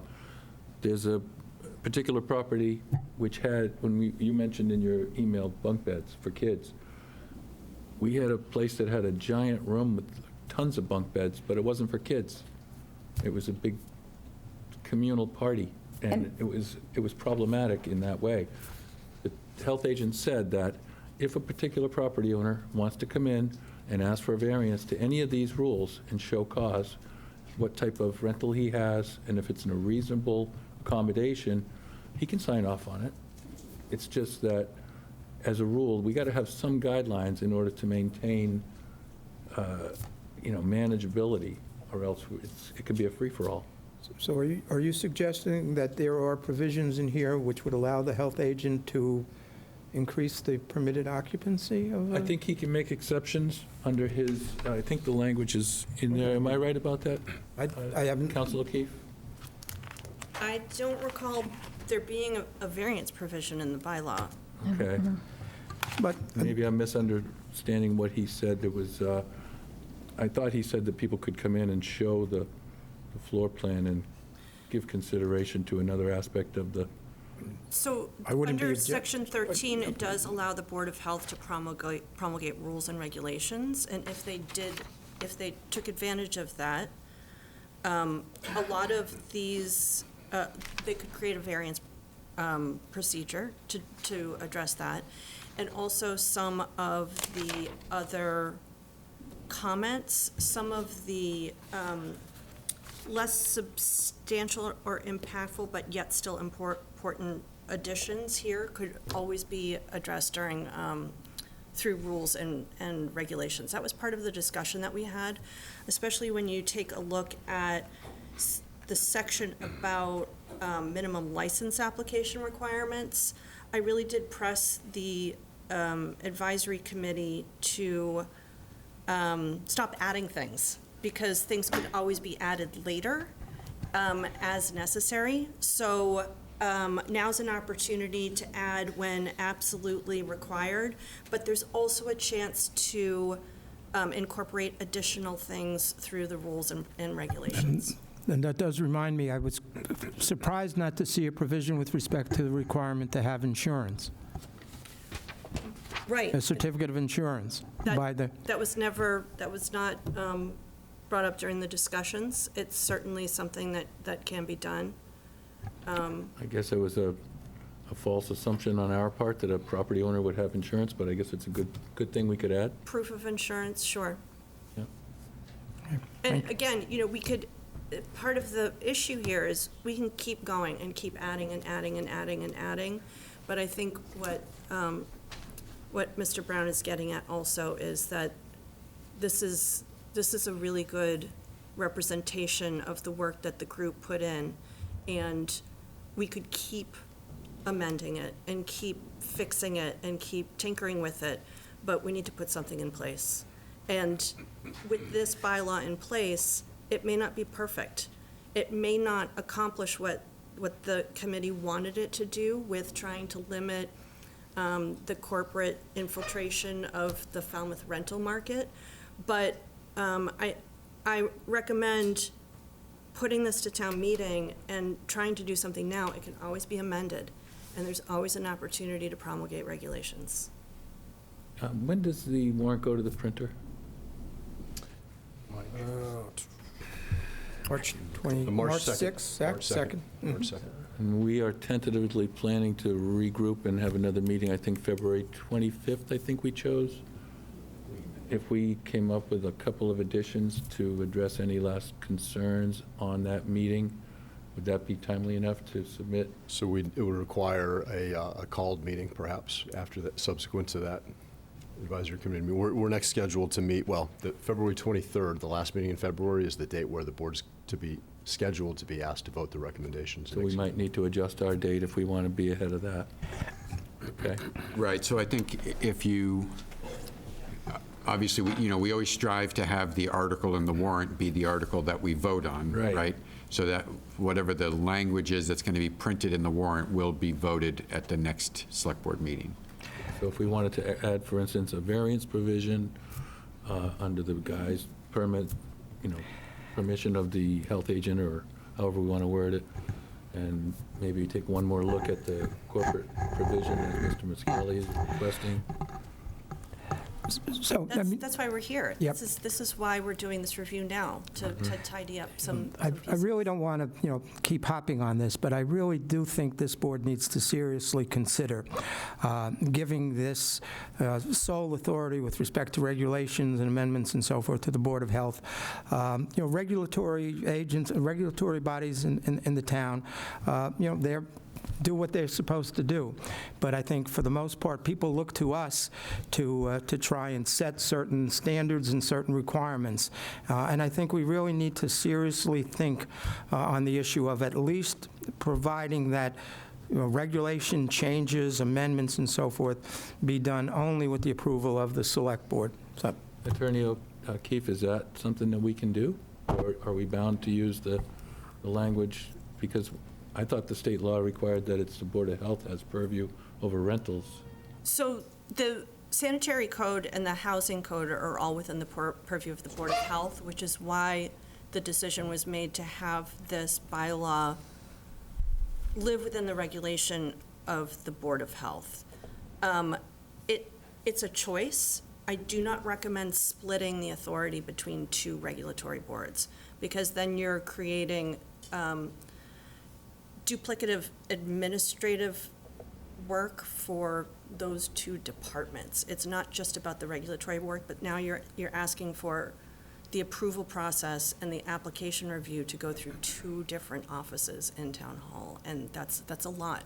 This bylaw alone, just as it is for one department, is going to be a big administrative task. And to have it go through two different departments is a lot. I'm not suggesting that anything administratively has to go through. All I'm suggesting is that regulations that might be adopted by the, and again, I'm not familiar with what the sanitary code or if there is, in fact, a prohibition, but all I'm suggesting is that the Select Board retains some authority to review and approve changes to what, town meeting basically approves if it goes forward with respect to approving the article. That's my concern. It's unusual. I can't think of another example where one regulatory board approves the regulations of another regulatory board. I can't think of any other time when that happens. Would it be legal for the Select Board to take entire purview of the regulations? Yeah. You could do that. Okay. Well, I mean, that was what we originally wanted to do, but I thought we were pushed into using the state regulation on the housing with the Board of Health. So you can do it. The reason why it's designated for the Board of Health is because that's what they do. They do this for housing. This is their wheelhouse. Mm-hmm. So they're used to calling for disciplinary hearings on these very issues. This is within their jurisdiction. So it would be a whole new ballgame for the Select Board to take it on. I can't think of anything that prohibits it. It just doesn't make sense legally. And Mr. Chair, in addition to be a whole new ballgame, because the health department currently serves in that role, it would, in my opinion, result in having to create a whole other department or division of inspectors, would it not? I mean, It's problematic from an administrative point of view, yes. I honestly fail to see that requirement, but enough said for tonight, as far as I'm concerned. Well, you have an opportunity to have input on it now. Well, I think I've made my position pretty clear. I don't think it ends up any administrative requirement. All I'm saying is if the Board of Health wants to amend this bylaw, or if the Board of Health wants to adopt regulations that are over and above what's in this bylaw, that the Select Board should have an opportunity to review it and approve it. That's all. Well, they don't seem to really want to be involved in it too much. It's been the health agent who's been helping us throughout. Well, I know, and you know, I've had the same discussion with respect to the Licensing Commission. I've said that as well. You know, I think the Select Board has the responsibility. This is what people expect. You know, the regulatory boards are not elected. We're elected, all right? We have the power of appointment, and that's about all. And sometimes people have issues with respect to regulatory bodies in town. But they expect us to, you know, to have certain oversight, which I'm saying I would like to see that we would have going forward on this issue. But Okay. How do you want to proceed then? Another last-minute fracture. Now, listen, it's, you know, it's only one position. I'm not hearing anybody else necessarily being supportive of me. I just, you know, we do have another opportunity to discuss it on February 9th, and we will. I don't want to, you know, beat a dead horse here. shall I move on then? Please. Article 18 is associated with Article 17, the short-term rental.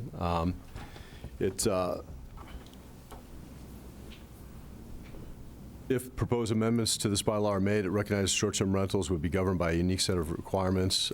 Basically, let me see if I get this right. Maura, can you help me out with this? It basically amends the Chapter 172 by striking out and removing certain provisions and adding certain text.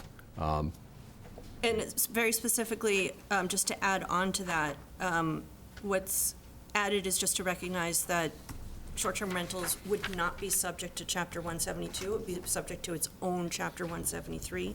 And then the deletion recognize some significant changes in the law since this Chapter 172 was enacted under the Fair Housing Act related to occupancy and how it's defined.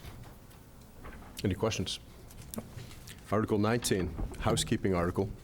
It, in essence, seeks to clarify that Fire Rescue Department may assess penalties for certain false alarms. Right now, the language states it as a fee. This would state it as a penalty. I didn't see that one in the packet. Did I miss it? Text. Small.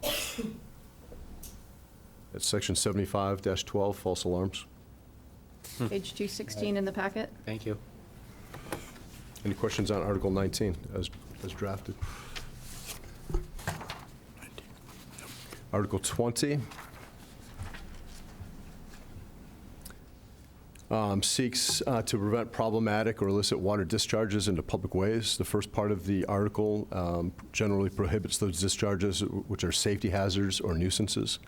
It has no effect on typical non-nuisance discharges, and there's some examples: sprinkler overspray or car washing. The second part or section of the article specifically prohibits discharges for a certain period of time, the winter time, October 15th through April 15th. What we see, unfortunately, with a lot of these discharges in the roadways during the winter months, as you can imagine, a lot of freezing and icy conditions creating a hazard. So this would seek to define that parameter, October 15th through April 15th. To avoid icing on sidewalks and streets. And the third and final section prohibits people from installing new systems or landscaping which will steer liquids off their property and onto public ways. The waiver provision allows for certain temporary approved discharges under very limited circumstances. Any questions on Article 20? Article 21, peddling and soliciting. The article seeks to amend the town's peddling and solicitation bylaw to basically allow the police department to establish a list of residents who don't want to be the subject of solicitation, and to opt out of receiving in-person commercial solicitations at their homes. The no solicitation list of addresses would be provided to anyone conducting door-to-door business sales within the town, and failure to adhere to the no solicitation listing may result in a fine or suspension or revocation of the hawker peddler license. The amendments are also reset the term of the license so that all licenses would expire at the end of the calendar year unless renewed, and removes the reference to a fee, again, so that there is no conflict with the select board fee schedule. Do we actually have a lot of that going on in town, these door-to-door sales? I mean, I've never been addressed by one. Enough so that the police department requested that this be enacted. Okay. I have a question. This has no impact on political canvassing door to door? No, Okay, thank you. it's commercial. Thank you. Been a lot of, I've seen a lot of comments about solar companies going door to door, for instance. Every time I've ran Windows. into one, they've always been from Utah. Apparently, they hire a bunch of people to come in from Utah to do it. Happened in Plymouth, Falmouth, Sandwich. Every single time it's been, oh, I'm here for 2 weeks from Utah. Don't know why. Interesting. Yeah. They do that, and then, There's a few. and they do the Latter-day Saints at the same time. Any other questions on 21? No. Article 22 seeks to amend the table in the Code of Falmouth, Chapter 1, General Provisions. Basically amends Chapter 1 by setting forth new fines for false alarms to the Fire Rescue Department, increasing the existing fine for violations of the hawker, peddler, and solicitor bylaws, and sets new fines for the proposed discharge of water bylaw, and a new fine for the proposed short-term rental bylaw. And those suggested fine amounts are listed in the draft article. Any questions on Article 22? Article 23 seeks to transfer the care, custody, management, control, and jurisdiction of the land located at 0 Brick Kiln Road, currently known as 484 Brick Kiln Road, to the Conservation Commission under the Commission's statutory authority granted pursuant to Section 8C of Chapter 40 of the General Laws. Once the land is transferred to the Commission, it would be afforded all protections available to it by Article 97 of the amendments to the Massachusetts Constitution, may not be used or developed for any purposes without approval of 2/3 of both houses of the state legislature. And importantly, there's a note that a review of the protected status of all parcels surrounding Long Pond is currently underway by Town Council's office. It's intended that any parcel surrounding Long Pond that is not currently protected will be transferred to the Conservation Commission at a town meeting in the future to ensure that land neighboring the town's water supply would be safeguarded in perpetuity. There's a lot of research, deed research. It's an extensive process the Town Council is currently engaged in. Any questions on Article 23? I have a question. Oh, you want Go to right go ahead. first? Ladies first. My question is that when we originally talked about this article, and I believe even a previous draft that we saw included the 2 parcels that cover the entire top of Long Pond. This is only one, so it would be great to know why we're down to just the one. I'm going to ask Town Council to explain that. Based upon some of the research that she did, she located, I think, a portion of that parcel. Yes. It's currently as a restriction. Right, so some of the deeds around that, around Long Pond are hard to find, and it's very time-consuming. I wasn't able to locate the deeds for the entirety of that larger parcel on the northwest corner of Long Pond, only the top half of it. And the deeds to the top half of that parcel contain, in the language of the recitation, a dedication for water protection purposes, so they're already protected. If we wanted to transfer that parcel to the Conservation Commission, it would trigger the process that you have to go through Article 97. We'd actually have to petition the state legislature to get permission to transfer it from the Select Board to the Conservation Commission for no purpose, because it's already protected. Second question, given that, is with regard to the way that this article goes about protecting the other parcel, given that it obviously abuts our water supply, We do have trails. Access to the water's edge is necessary for water protection purposes, ensuring that the water supply is, is any of that an issue when it's under the care and custody of the Conservation Commission? So if there's a desire to delineate additional protections, like for open space or for passive recreation, if you want more specificity as to what kinds of Article 97 protection are available for that particular parcel, now's the time to have this discussion. You can put that in the deed very specifically, and it doesn't, there's no impact, negative or positive, related to the transfer to the Conservation Commission. The Conservation Commission can hold all of those kinds of restrictions. I guess what I'm asking is, with the article as currently worded and just with none of that stipulated, does that mean by default that all of those are allowed, or does that mean that none of those are allowed by default? I would say that all of them are allowed. So the way that it's written, the legal buzzwords in the article are an acknowledgement of Chapter 40, Section 8C. That is the section of the statutes that allows any conservation commission in the Commonwealth to hold property as restricted under Article 97, and the other part is, it doesn't say it in here, it doesn't matter though. Conservation and water protection? For conservation and water protection purposes, but just the recitation of 8C of Chapter 40, it connotes every single protection under Article 97. So then what I was saying before is that's a broad implication. You can be as specific as you want in the deed.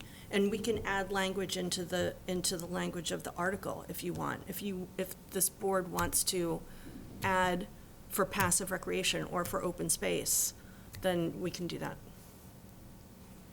I mean, I guess my motivation in asking the question is not that I want it, not that I want to be more restrictive with this. I just want to make sure that there doesn't end up being a conflict with the current and necessary uses of access for water protection and passive recreation.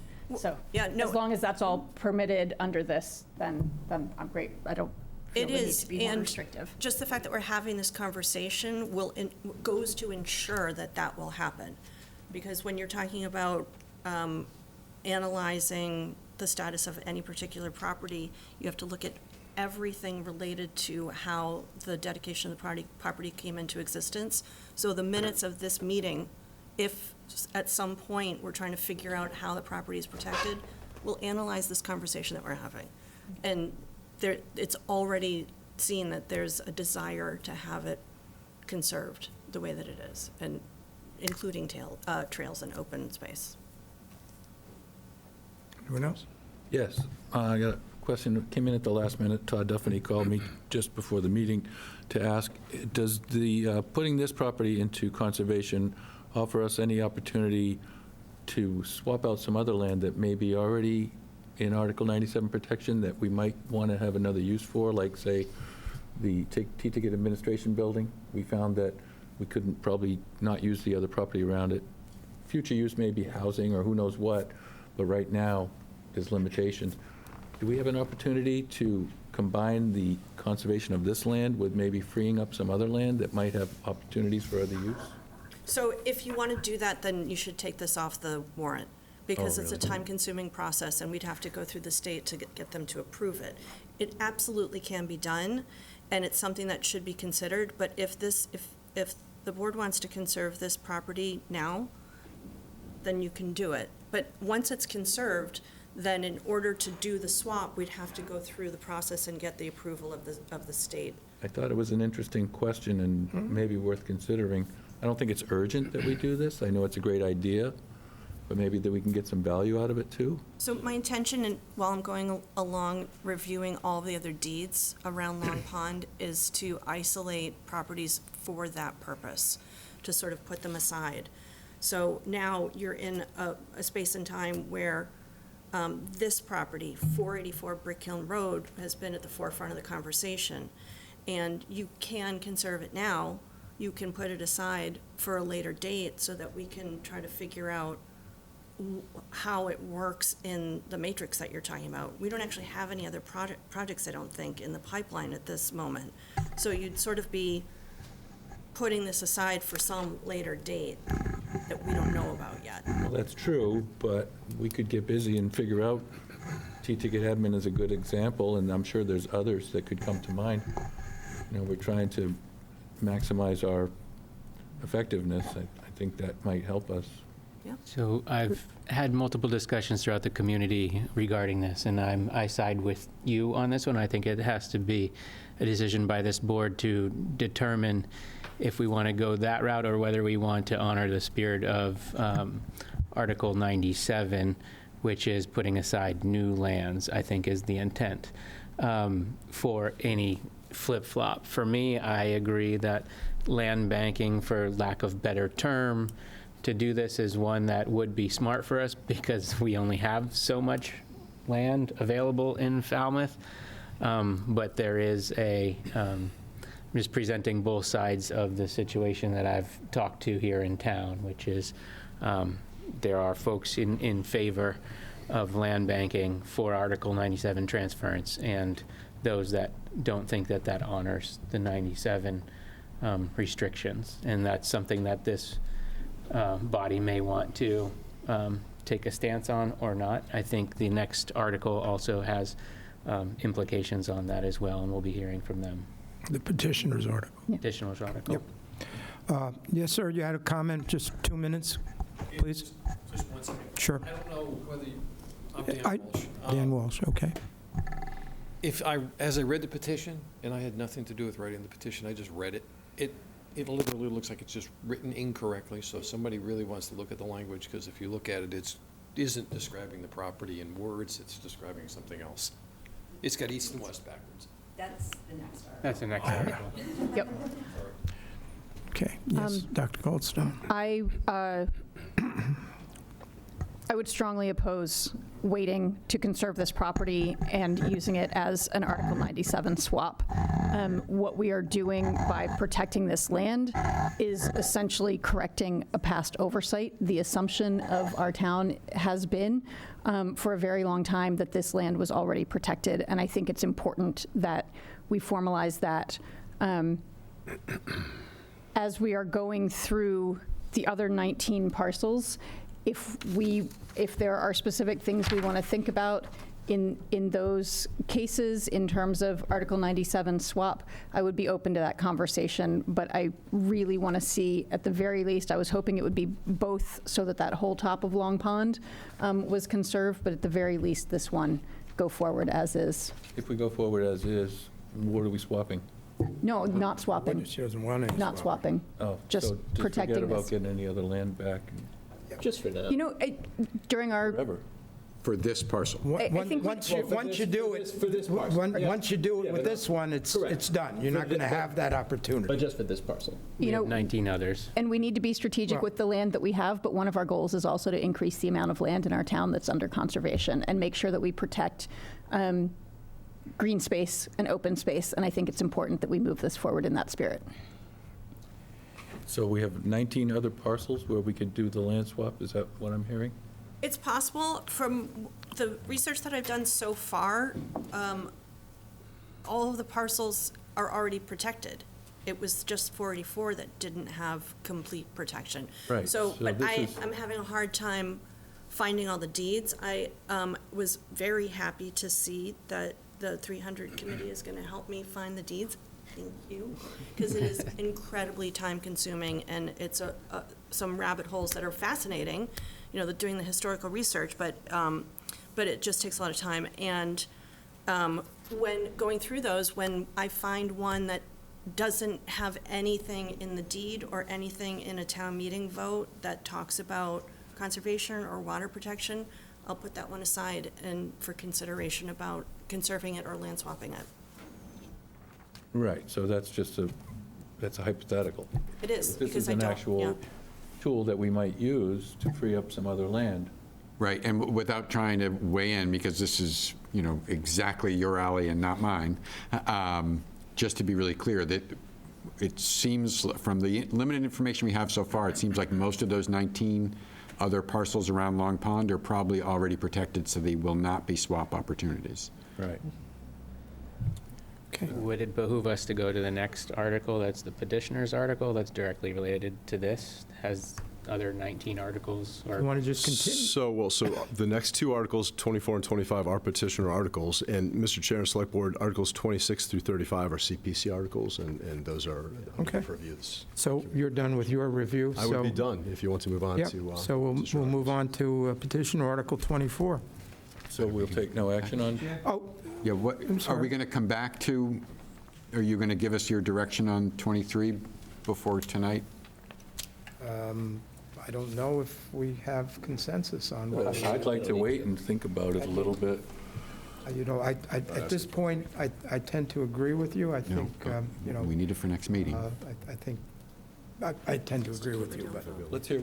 Wait, can you guys speak to the timelines of this? We'll need, so Peter was just indicating that we'll need a decision, a vote, next meeting, Right. February 9th. Yeah. I think To the extent that we can get any remaining issues resolved tonight, that'll give us kind of clear direction on 23. I think it would behoove us to hear 24. No, which we And will. then Those are going to go on understand anyway. Which what we're going to happens hear if- from them pretty But soon. they're- He's saying how they interact. They interact. Well, they don't. They're separate articles. That's petitioner's article. That's going to go forward either way. They're going to tell us, they're going to explain their article. This one's separate. Okay. I was thinking they're the I'm same. sorry for- because it's the No, same no, program. you're absolutely right. Mr. Duffany, well, I'll defer to Vicki first. do you want to speak now, or do you want to speak on Article 24? I thought you were calling for it. No, that's what I'm saying. So I'll let Mr. Duffany speak, and then We're still on 23. we'll hear about 24. I have some opinion on your discussions. Okay, well, why aren't I surprised by that? The swamp. Mr. Chairman, Michael Duffany. In the process of presenting to you the site that we felt was the primary site for the police station, okay? What I want to offer is that we have not had in 50 years a more important public facility siting requirement in the town of Falmouth that we've had in 50 years. The last one that I remember was Falmouth High School that was sited out north of Burkillen Road.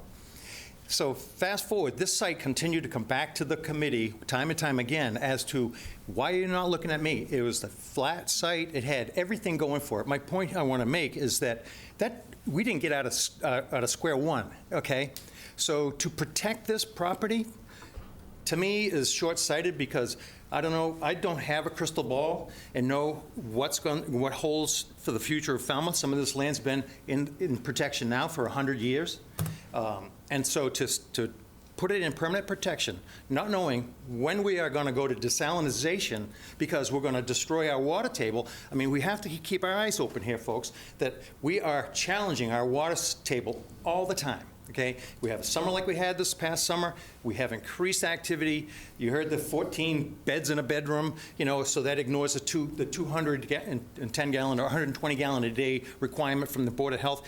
My point is that this land is protected, and so are all the other pieces around that pond. As far as I'm concerned, I lived it.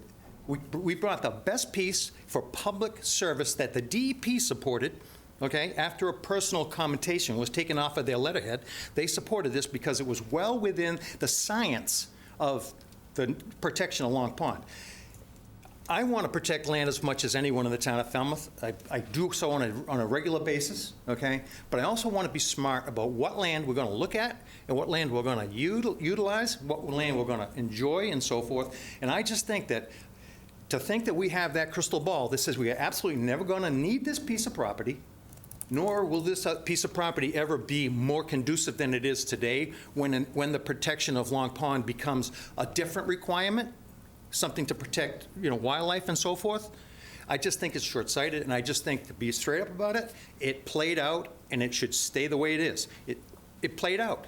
What more do you need to do to, becomes, to me, there was and it is an emotional issue. This is not a science-based issue.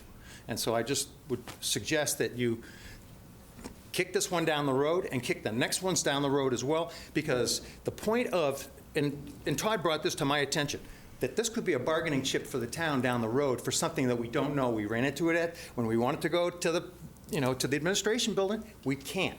Okay, well, why not? Why couldn't we take the piece just north of Goodwill Park, the old site of the firing range?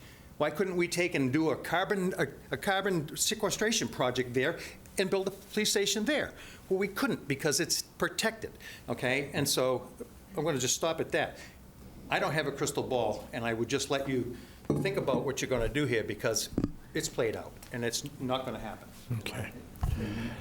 Mrs. Lowell, would you like to comment on this and then go right to the article presentation? Thank you. We'll go back to 23 after.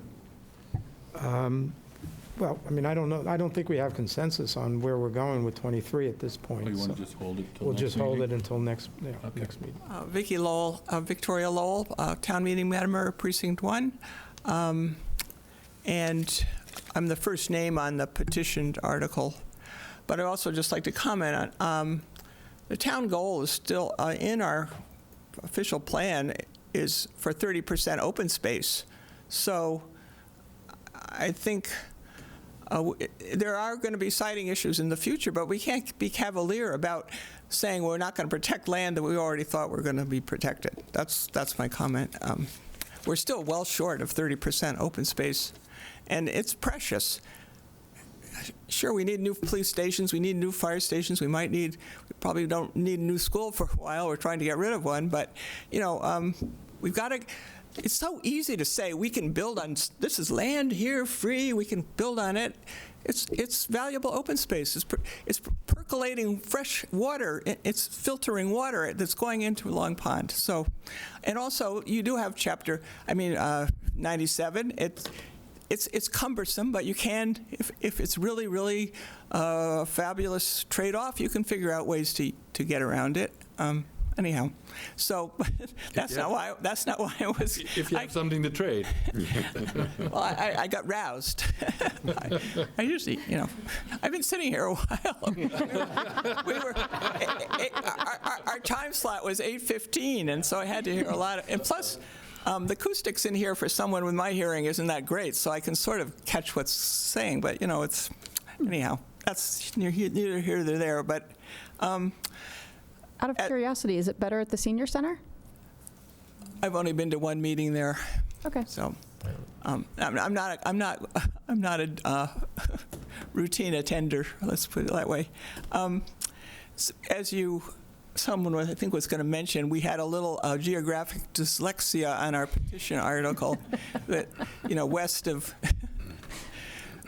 it is west of Gifford Street and east of Route 28 and I think with working with a town moderator, he could say that was politely say it was a Scrivener's error.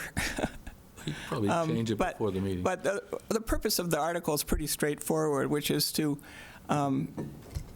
put the forest of land around Long Pond under the jurisdiction of the Conservation Commission. And so we're going to show a map of all the 19 parcels. Jessica Rittenauer of the 300 Committee will present that. But I and innumerable others were, as Heather pointed out, we just naively assumed that land, that was town forest land protected. And so when we were quite shocked when it was chosen as a primary recommendation for the police station site. I appreciate that it would be easy to develop, but that's the problem with trying to protect open space. It's there. We can easily use it. So the goal of this article is just for the town land to be permanently removed from development from development temptation by having it held and conserved by the Conservation Commission. In the meantime, today we learned that I wasn't even familiar with this other article you were proposing, but we also learned that it is complicated, that some of the land is already probably in the deeds designated watershed protection, and so that really doesn't have to go to the Conservation Commission. So we think between now and town meeting, we can work out if there's certain parcels that don't need to be included and others that can be excluded, and certainly some will be excluded because they already have some kind of a structure or something on them. And Jessica's going to explain all that, but I certainly urge that you support protecting this land around Long Pond, which, as you saw from the reaction at town meeting, I wasn't the only one. I was part of a big majority that was worried about not protecting that land. Thank you. Thank you. It would be okay to comment, or are we just listening? Questions?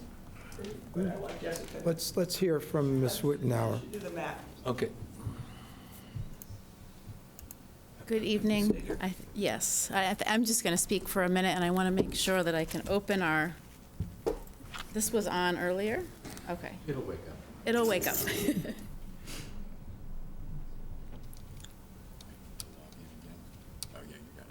Let's see. I think I have the password correct. Fingers crossed. Okay, thank you.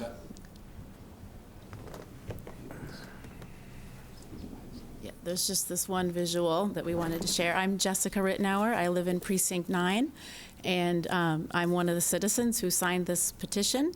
And the information that I'm sharing this evening, the 300 Committee asked the Compact of Cape Cod Conservation Trusts to prepare a map. The parcels that are identified for this petition are the parcels that are owned by the town of Falmouth in the immediate vicinity of Long Pond. At this point in time, the map shows two categories of land. One category of land is the dark green. There are only 4 parcels right now that are shaded in the dark green. What the dark green represents is land that we know is already under the care and control of the Conservation Commission. There's 2 parcels. There are 2 properties that are already owned by the 300 Committee Land Trust, and they have permanent conservation restrictions already recorded. So those lands are in that, we know for sure, protected category. The land in light green, I'm going to call that the land that is, it's town-owned, it's under the select board. We are aware that the deed research needs to be done so that the information can be clearly available for are these specific parcels tax title? Are they for watershed protection? That deed research is something that the Compact of Conservation Trust's executive director, Mark Robinson, is someone who is willing to work with us on that task. The information needs to be clear and available so it can be reviewed and studied. And that is something that we would like to be able to contribute to the process of uncovering the necessary information for these decisions. Once that information is available, then a map like this could be updated to show land that is in the watershed protection category and land that is not. But this is in the form that it is now so that we can have a very clear visual. The 19 parcels that are listed by assessor's ID in the petition are shown in light green at this time on this map. I think that concludes my comments. Did you have anything else? No, the tag team is done, I think. Well done. Unless you have questions of us. I just want to comment that my comments earlier were not opposed to doing this conservation restriction. I'm just offering, I thought Todd had a great suggestion that we might get some value out of it, because imagine our surprise, how naive were we to assume that we had so many town parcels available to build a police station, only to find out that the majority of the ones that we thought we could use had these Article 97 protections. So I'm just suggesting that some of the land that's already protected that we were not aware of, here we have land that we thought was protected that it's not. So it's funny, but we had a lot of surprises that were challenging for us. So I'd like to free up some of that land that seems like it might be more appropriate for municipal use. And it wouldn't have occurred to me, so thanks to Todd Duffany again for coming up with the idea. And it seems like it might be a viable solution. One more town meeting might be enough to determine if there's some value to the idea. Just a thought. Well, we still got that goal, that 30%. But if you think that we could find some land that had more, every property the 300 Committee is involved in, we evaluate for all sorts of criteria. And Certainly. so there are obviously some that are still in private ownership that would maybe be more valuable as for conservation. But, you know, it's hard to predict what will be available and what won't. And also, at some point, the town was going to have to redevelop areas that are already developed.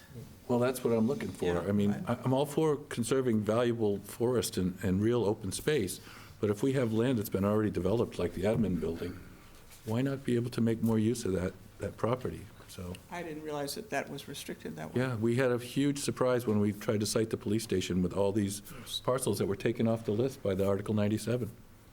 So that's what I'd like to revisit, some of the stuff that we thought we could use. How close are we? 7 preserves parklands too. It doesn't have to be just forest space. How close are we to 30%? You're at 23, I think. The information that we rely upon, that the 300 Committee relies upon, is actually from the town's open space and recreation plan. The planning department went through a very extensive updating process. I believe it was published in December of 2024, with the inventory of, it was around nearing 23% of Falmouth's land area is considered permanently protected. Towards that 30% goal. The way that the Long Pond watershed lands are described in that plan, they're described as temporarily restricted.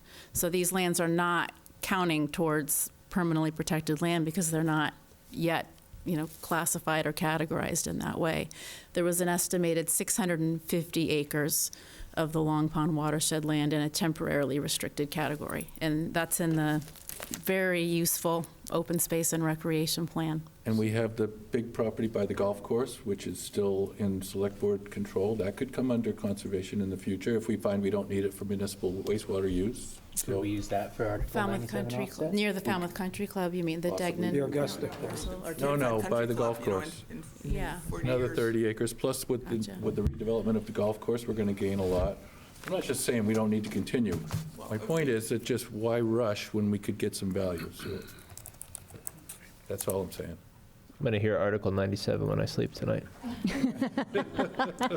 All right, well, thank you. Well, I have one question, which is in the work with the compact of land trusts, if I got that correctly.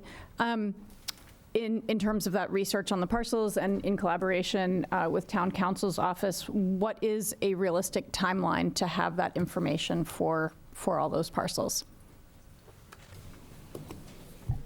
I hope we'll be able to answer that question for you by your next meeting. I don't have the answer right now as to how long that would take. I can share that Mark Robinson confirmed today that he's willing to begin that work, and I think when you have your next discussion, we could try to give an estimated timeline for that. But knowing there's 19 parcels and deed reference information, that has been difficult to find. So I would like to answer that question for February 9th if possible. Well, what was that? I think we need to join resources and share the information that we have, along with any additional information from the engineering department, which is a huge resource for us. And we'll have a better understanding of what's missing. And then we can provide you an answer as soon as possible. Okay. Is there any chance that by that time we could put up a map that has a few more colors on it, like we know it's protected, we have no idea, we've got some info? As I was looking at that map, and I don't have my research with me here, but just looking at that, I did a quick check just to jog my memory and pulled up a deed that I was certain is protected, and it is, and I'm sure we can color in some of those darker. Okay. Okay. All right, if there's no more issue, then we'll yes? I just have a comment. Sure. One of the wonderful things about the 300 Committee and the town is they've always had a great partnership of working together, so this will be another example of that, I hope. Thank you. Thank you. So we'll move on to the next petitioner's article. Is the petitioner here? Yes. Please.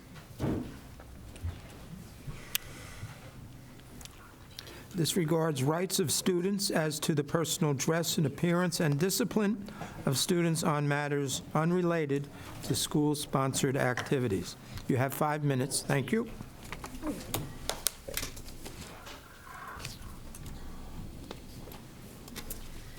My name is Megan Zottely, Precinct 9. I'm a Falmouth resident and mom of 3 boys, 2 Falmouth Public School children, and 1 entering in the fall. In your packet, you'll find page 1, an overview of Chapter 71, Sections 83 through 86.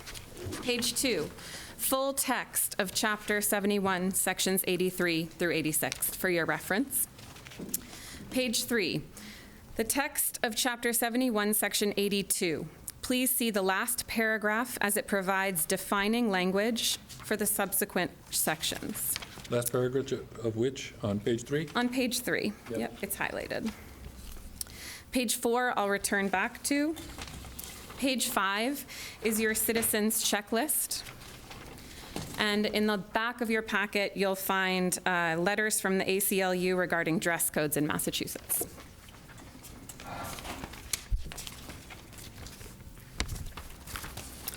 The purpose of this article, this warrant article seeks to authorize the town of Falmouth to formally accept Massachusetts General Laws, Chapter 71, Sections 83 through 86, which codify long-established legal protections governing student access to public education and prohibit exclusionary or discriminatory practices unrelated to health, safety, or academic integrity. Acceptance does not create new policy or obligations, but formally aligns the town with existing state law, regulatory guidance, and settled judicial precedent. Chapter 71, Sections 83 through 86 provide that students may not be excluded, suspended, expelled, or otherwise denied access to education based on lawful personal characteristics, including personal dress and appearance or familial status. School committees may not interfere with a student's education for reasons unrelated to safety, health, or academic standards, and must adopt rules consistent with guidance from the Massachusetts Department of Elementary and Secondary Education. These provisions reflect long-standing Massachusetts case law, already applicable statewide. Legal risk management. Formal acceptance clarifies statutory compliance and strengthens the town's position in the event of civil rights complaints, administrative appeals, or litigation. Governance consistency. Acceptance promotes uniformity between state law and local practice, reducing ambiguity and enforcement risk. Fiscal stewardship. Reduce exposure to avoidable legal costs, settlements, and staff time devoted to disputes. Oversight and accountability signals proactive governance, and commitment to lawful administration. What acceptance does not do. Acceptance does not restrict the school committee's authority to enforce legitimate safety-based or academic rules, does not eliminate discipline for disruptive conduct, and does not impose unfunded mandates or require new programming. It does not eliminate dress codes.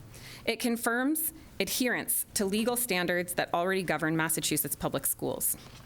Acceptance of MGL Chapter 71, Sections 83 through 86 aligns town practice with established Massachusetts law, reduces legal and financial exposure, and supports consistent, lawful administration of public education.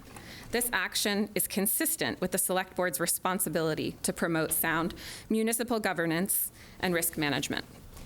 And if you'll turn to page 5, it's your citizens checklist regarding this vote. 1, is it necessary? I believe it is. 2, can we afford it? Yes, it's free. 3, what will it cost ultimately? Nothing. It could help save the town in legal fees. 4, how will it affect basic liberties? It protects them. 5, is it in the balanced best interest of all? Yes. 6, is it a foot in the door proposition? No. It helps protect Falmouth in the future. 7, does it place too much power in the hand of one individual or group? No, it helps reduce that risk. 8, does it recognize the importance of the individual and minority? Yes. 9, is its appeal based on emotional propaganda or facts? It's based on facts, data, and legal recommendation. And 10, does it square with your moral convictions? I hope so, because it should. I'm here tonight because I care about Falmouth and the well-being of students in our district. This article is about protecting our students and protecting our town. Without these safeguards in place, we're at greater risk. Thank you. Thank you. I have a question. Has it been determined, do we have the legal right as a select board to dictate what happens in the schools? I'm not sure that's... That might be a legal counsel question. It's a general acceptance statute, so it does require town meetings. Acceptance of the statute that would apply then to the school committee. Interesting. Yeah, this is acceptance of state law, so it does require the town. And you said a majority of Massachusetts school districts have this? The majority of school districts in Massachusetts have protective language from MASC. Our school district recently stripped that language from both our policy and our handbooks. And the superintendent's reason for that is because she was handcuffed because we don't have this language in our state, in our town, I'm sorry. Are you suggesting that the superintendent supports this? You'll have to ask the superintendent. I can't speak for her. Sounded like you were saying she would. Based on what I've heard in committee meetings, I would hope that she would, yes. I mean, it's only been protective to protect students, so. Can I ask one more? Sure. Yeah. What's the impetus from this? What made you feel like you needed to take action? I feel like there's discrimination happening in our school district that needs to be stopped. Okay. I do notice there's a trend for people to want to kind of seem to have their clothes falling off, and I wonder if that's what this started from?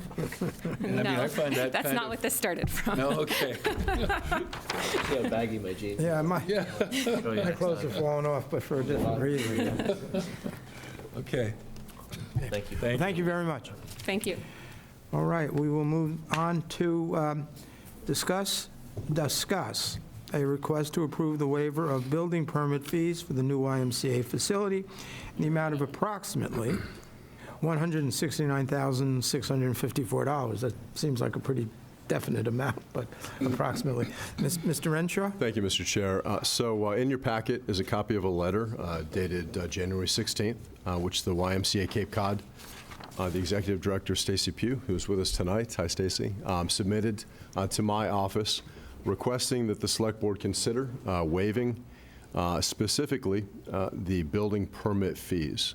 To be candid, there was a previous letter, I don't recall the date of that, Stacy, but the YMCA Cape Cod had submitted a previous request that was more inclusive total construction cost, and I think it amounted to about $270,000 roughly. This is scaled down, and again, specifically focused upon the building permit fees, and a request of the Select Board to waive the building permit fees in their entirety in that amount, as the chairman indicated, $169,654. What I want to do tonight, and this is for discussion purposes, you also in your packet have a copy of the fee waiver policy, which, as I think you all know, states that private nonprofit agencies presenting a case for a unique public benefit may seek a waiver of fees subject to staff review and approval by the Select Board. Certainly this project creates that very unique and special public benefit, and the YMCA Cape Cod is a nonprofit agency. Just basically, the YMCA Cape Cod project, as we understand it, involves the construction of about 68,400 square foot, two-story building that would include 2 indoor swimming pools, locker rooms, child watch room, gathering rooms, exercise studios with a running track. Also, some outdoor activities and amenities would be included within the project. I asked Gary Street, our building commissioner, based upon this January 16th letter requesting the waiver of specifically the building permit fees, to take a look. And there was some communication between the building commissioner's office and the YMCA Cape Cod following the initial letter, because there wasn't really enough information. And I think perhaps, and I'll let Stacy speak for this, that was perhaps the reason, the genesis for this, the letter that focused just on the building permit fees. What Gary had asked after the first letter, the building commissioner had requested, was the subtrades, sheet metal, electrical, and plumbing and gas. And I think there was some communications back and forth. Ultimately, it resulted in this January 16th request just to look specifically at the building permit fees. Included in your packet is and I asked Gary, and again, it's my understanding, and I'll let Stacy speak to this, is that the YMCA Cape Cod intends to come back in the future and make those separate requests specific to sheet metal, electrical, and plumbing and gas. I think that was explained to the building commissioner. And I'll, again, let Stacy speak to that directly. Chairman and Select Board, from my perspective, a wonderful project, and everybody in the community is just excited to have it come to fruition. Having gone through 3 Finance Committee meetings to date in preparation for the FY27 budget, I want to preface or put some context. We've had a lot of discussions about budget constraints and revenue shortfalls. There's been a lot of discussion between my office and the Finance Committee and between you and I with regards to identifying additional revenues. This would be reducing revenues by significant amounts, $169,000. Again, not contesting about the public benefit that is going to be created. I just want the Select Board to take that into consideration. We face very challenging and uncertain budgetary constraints going forward. We're trying as a group, as a team, to identify additional revenues, and this would be a reduction of those revenues, and we count on those revenues each year that the building commissioner's office takes in. So all that being said, I've had some discussions, and again, this is I'm not asking for a decision tonight. We've had some discussions about possibly recommending a portion, a percentage of the waiver versus 100% of the building permit fees, again, in that amount of $169,654. And with that, I'll let Stacy kind of talk about the need. But again, as part of the discussion for tonight's purposes and going into, I would like a decision from the board at February 9th meeting. I just wanted to kind of lay out that kind of framework with regards to the financial situation that we're facing and my concerns about waiving 100% of the fees as the YMCA Cape Cod is requesting. And I think it's fair to say that this board has never dealt with a waiver request in such an amount as this. And I've asked around, historically, Peter's been here for longer than I have, obviously, but I've asked the building commissioner. I think there was it the ice arena that several years ago? I think that there was a waiver, but not even of this magnitude. I can't recall. Nobody knows that exact figure, but this is unique. But again, it's a very special and unique project. I don't want to take away from that. Ms. Pugh? Thank you. Mr. Renshaw did a fabulous job summarizing why we wanted to pursue this request and why we pulled out the subtrades at this time. We don't know exactly what the subtrade permits are going to equal, but we will know those in very short order as we are moving through the process. Sorry if I missed it. Did you already introduce yourself for the folks at home? I apologize. Stacy Pugh, President and CEO with the YMCA Cape Cod. Thank you. Yes. And so, yeah, the challenges on all sides of the equation financially here. We continue to look towards raising another $8 million for this project to close the gap. And so every penny certainly counts for us as we work towards closing that gap before we get into real heavy construction. So we really need to try to get there by this summer with those supports. And in-kind contributions such as this add just as much value to our project and being able to help support the project fundraising goals as real money that might be donated by a donor. So that it certainly is incumbent upon us to do the best we can to get to that goal and keep our debt load carrying for the future much, much smaller. So you mentioned in-kind. Are there any other substantial in-kind donations that you can discuss with us and let us know about? Yeah, so we know actually, who else is helping get to your goal? Sure, yeah. We have gotten quite a bit of play has come out of the groundbreaking ceremony. And one example that I could give you is there is one vendor that helped out with that groundbreaking ceremony as an in-kind sponsor and was so excited by the project, they are considering donating all 100% of the landscaping. which is significant for this project. You've all Wow. seen this project before. And that would be a significant savings for the project. We don't have that full commitment yet, but we are discussing that possibility and how those logistics work with our general contractor. Mr. Brown? I'd like to at least consider like a 50% waiver to show support, even if we can't absorb all the costs, because it is such a big project. But I wonder if there's any kind of creative other solutions. I know in some of the smaller towns that I've worked in, they have contractors that come and do inspections, and they only charge $50. Maybe we could get some volunteer contractors. I don't know if we're set up for that type of arrangement, but a lot of towns do it, and they don't have the staff that we have.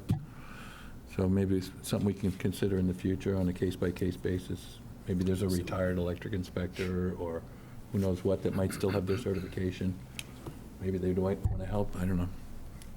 I had a question kind of along those lines for town manager, which is, it's very clear in the waiver policy that essentially fees for service and direct costs cannot be waived. So what portion of that building fee is the direct inspection fee or inspection cost? Yeah.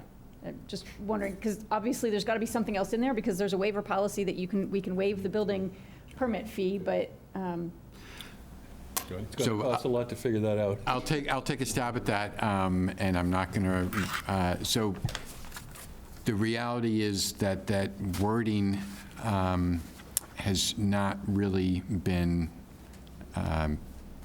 part of the practice. So in the past, when we have waived fees, we have waived almost everything. The one exception that I'm aware of that we've made that where the direct cost is not waived is where the water department is actually going out and laying pipe, right? So they're actually providing equipment and labor to install something.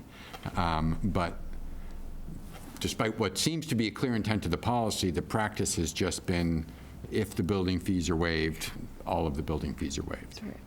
Okay.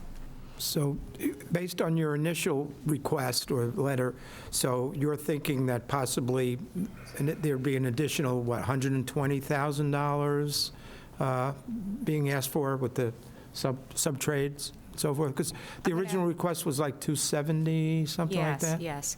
I'm going to also ask, our general contractor is here from Delbrook, a representative, and he's got a good handle on the sub-trade questions, as well as anticipated other inspectors that will be there already doing inspections, which may relieve some of your labor concerns.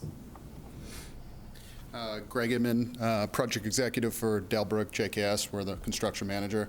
So the other sub-trades, as mentioned, electrical, plumbing, HVAC, those account to about 90 to 100,000 based on our current cost estimate. We're finalizing that cost estimate in the next month, but it will be somewhere in that range. This is controlled construction, meaning that there's third-party inspectors for rebar, concrete, steel connections, everything else. Typically in this situation, I heard you about the having a contractor in some of the smaller towns. I've been through that before on other projects. Tend to not work out too well. But there's a lot of oversight, control construction, affidavits from all the engineers, architects, structural engineer at the end of the project. So they're doing their monthly inspections, writing up reports, checks and balances, really. Yeah, it's a little different with the scope of this project. Yeah. It's not like building an addition on a house. No, there's a lot of eyes on it. Sure. Well, that's true, though. That reduces the workload for the building department. So maybe there is room for a reduced fee.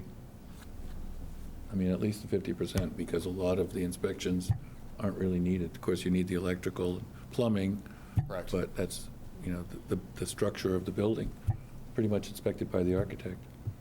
Structural engineer will do their report on all the structural steel, light gauge metal, all those types of things as well. Would you be in a position to only ask for following along with Mr. Brown is talking about, maybe 50% or some percentage?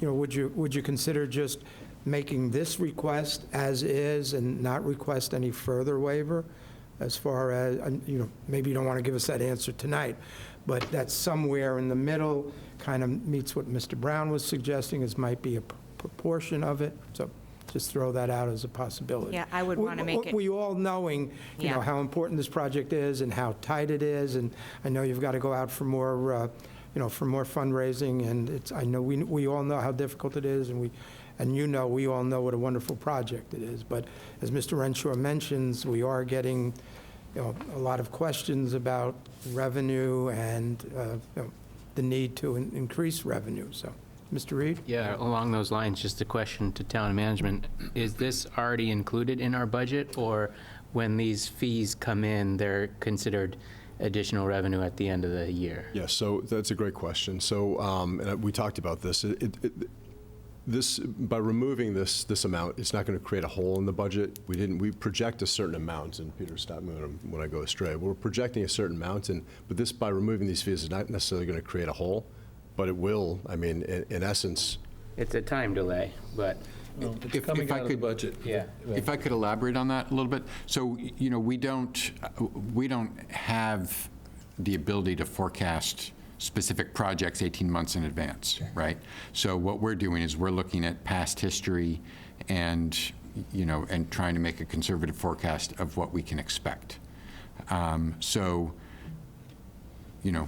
Sitting here today, the past 5 years of building fee revenues, past 10 years look pretty good. We've seen in the last 6 to 9 months a flattening for the first time, because they were going up for like a decade, and they've started to flatten off.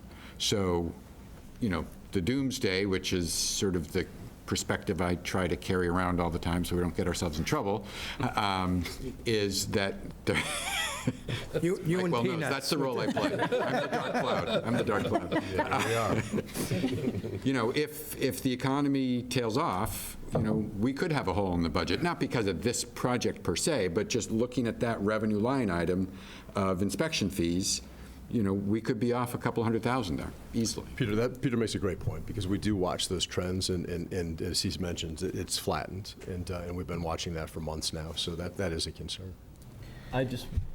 Mr. Richardson, go ahead, and then Dr. I just want to say I support the fee waiver. I spoke at the groundbreaking, of course, and one thing I said was whatever we can do to make the Cape, a better place it's already a terrific place for young families to come here.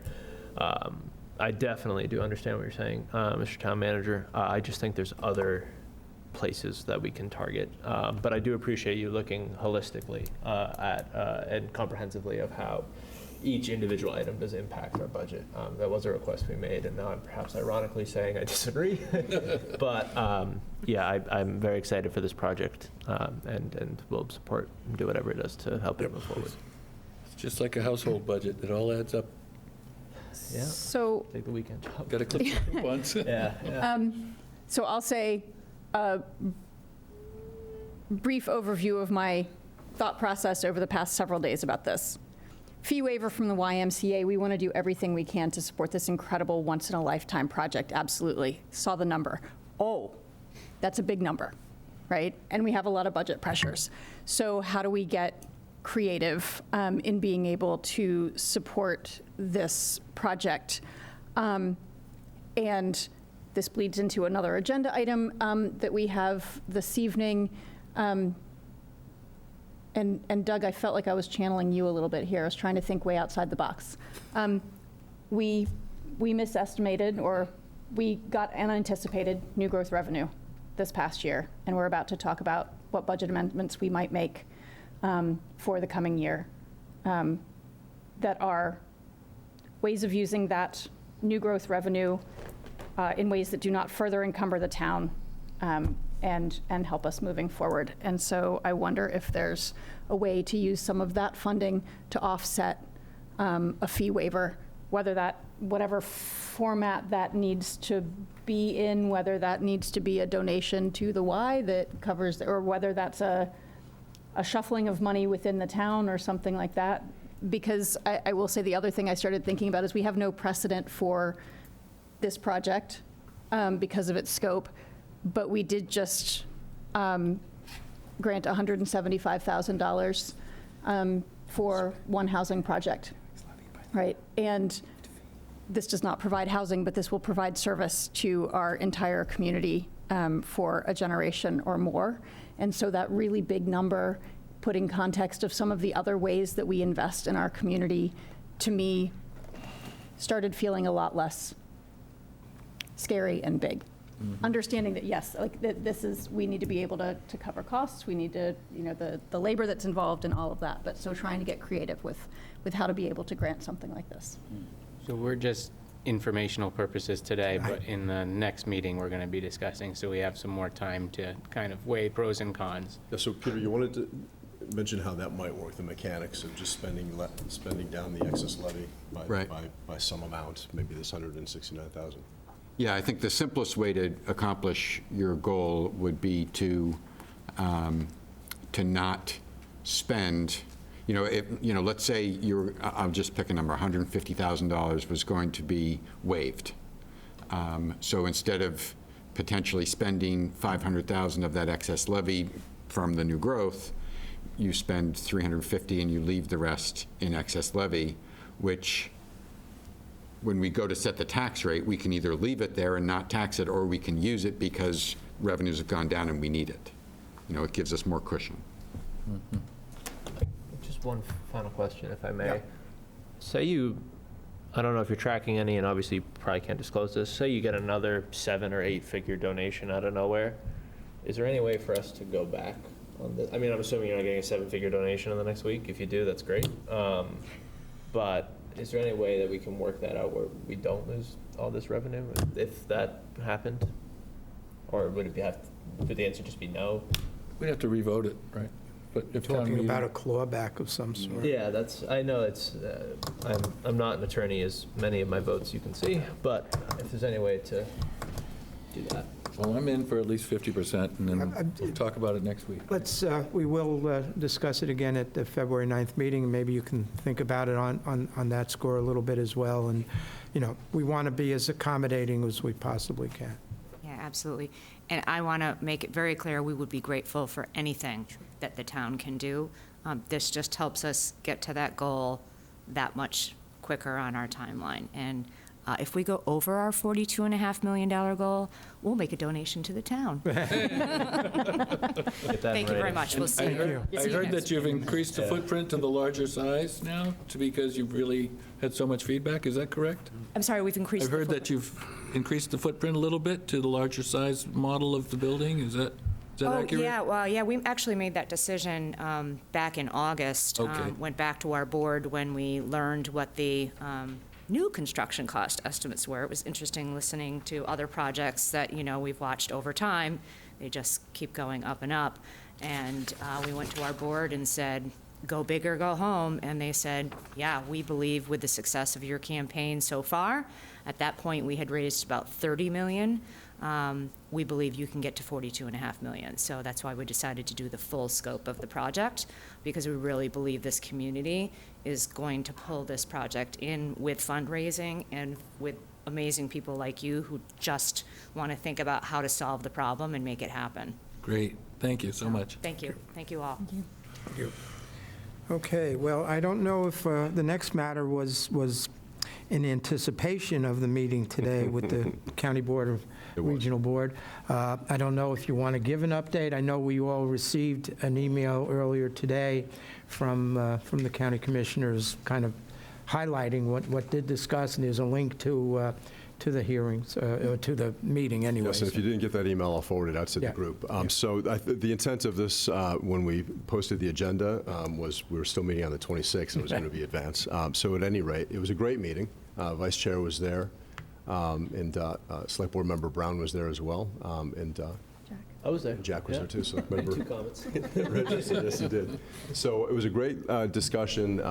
We had an opportunity to share the town's priorities, some of the issues that we're facing, up to and including a recent identification of a southern pine beetle in a part of town, and that's a huge concern of ours right now. Jeremiah Pearson, the The tree warden was there to talk a little bit about that. So it was a great, productive meeting, and we just impressed upon the Board of Commissioners our gratitude for them taking time to meet, and they're going to take the show on the road, as one of them mentioned, and meet with the other municipalities as well. So it was a great meeting, very productive. You know, I didn't go into it today because we were kind of running over on every topic, but we've also got a lot of other invasives that are really prevalent in town that I think we need to form a volunteer task force of people and work with the Conservation Commission to identify these things. We got English ivy that is everywhere. It's taken down trees, but what's the worst part about it, it creates these berries that the birds eat, and these berries are, they're not native, and they somehow inhibit the bug population, and so that's like the bottom of our ecosystem, and the ivy somehow wipes out the other native berry species and takes over that terrain, so we need to eradicate that. And then we've got Japanese knotweed, which is prevalent out front here. We've got a lot of stuff that's really taken over we need to get busy with, so just... As you may know, the Conservation Department has enlisted volunteers, including AmeriCorps, to do a lot of that work on conservation land, but not that they can keep up with it because it's just too much. Yeah, but I think we got a lot of folks in town that if they're aware that this is a need, they would probably coalesce to that. We are talking about developing a volunteer base specific to the southern pine beetle issue, but the county did offer also through their extension office they have an entomologist that could help us identify some other invasive. Maybe we'll start with the pine beetle, and then once we get a handle on that, move on to other stuff. Yep. I just wanted to share one thing. Maybe they'll say it to every town when they're in their towns, but it was really gratifying to hear from the commissioners on a range of issues that we're confronting, that they're really looking at the town of Falmouth as leaders, whether that's the immigration issue, whether that is wastewater infrastructure, coastal resilience on a number of fronts. And I wanted to pass that along to those who weren't there, that they really made a point of saying that that they appreciated the leadership from town of Falmouth, and that, as they expressed in the email, they'll be in touch to continue conversations. So I thought it was very productive. I thought so too. It'd certainly be nice at some point in time for the Upper Cape to be represented on the County Board of Commissioners. We'll talk off. We haven't had one in a while. Running for Ron seat now. Yeah, so, yes, we seem to hear that. So anyway. Maybe and I just want to echo what Chair Forrest, I think he's their chair, had said, where how Team Cape Cod, Select Board, County, State, across political parties is a lot more unified than other areas of the Commonwealth, and there's been a lot that's been done, and I really appreciate the way that the state legislature, select boards, and the county have all worked together on a number of issues. Yeah. And I expressed to Mr. Forrest at the MMA, we had a chance to talk afterwards while he and Mark were preparing the agenda for today, and I just expressed my appreciation for the civility of the meeting that we had on Thursday, and the tone and the respect that was given to the only one person who really spoke in, his own position on feeling like this is an immigration issue that's been festering for a long time. And there started to be a couple of grumbles, and Mr. Muscali, to his credit, quieted those instantly. And then the second lady that spoke afterwards, speaking and saying, thank you to this gentleman for speaking, and thank you for the crowd for listening and getting some applause for that. That's just classiest kind of meeting that we could have. And that's how all meetings should be. I got a number of emails from people who were, very happy that there was that opportunity that was given to that gentleman to speak and air his, his issues. So thank you. Yep. All right, let's move on to some money issues here.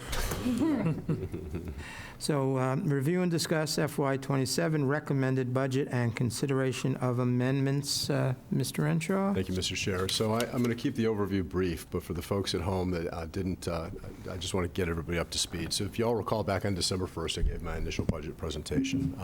We talked at that point about the budget, the proposed budget that was submitted to Finance Committee was proposing to utilize $1.2 million of excess levy capacity. And that we estimated, based upon that figure, about a $48 increase to the standard single-family home in Falmouth property tax increase. 2 weeks later, as you recall, on December 15th, the finance director indicated that we had just gotten our certified new growth numbers, and that they were about $530,000 higher than what we had projected and placed into the budget. As a result of that new growth being higher, the FY27 budget that was proposed had a higher starting excess levy capacity, and as Laura Citron explained, that the end effect of that is that we would roll forward a much higher starting levy in FY27, allowing us to reduce the amount of excess levy capacity that we would need to balance the FY27 budget. At the meeting on January 5th, earlier this month, we had an extensive discussion about the other opportunity with regards to that $530,000.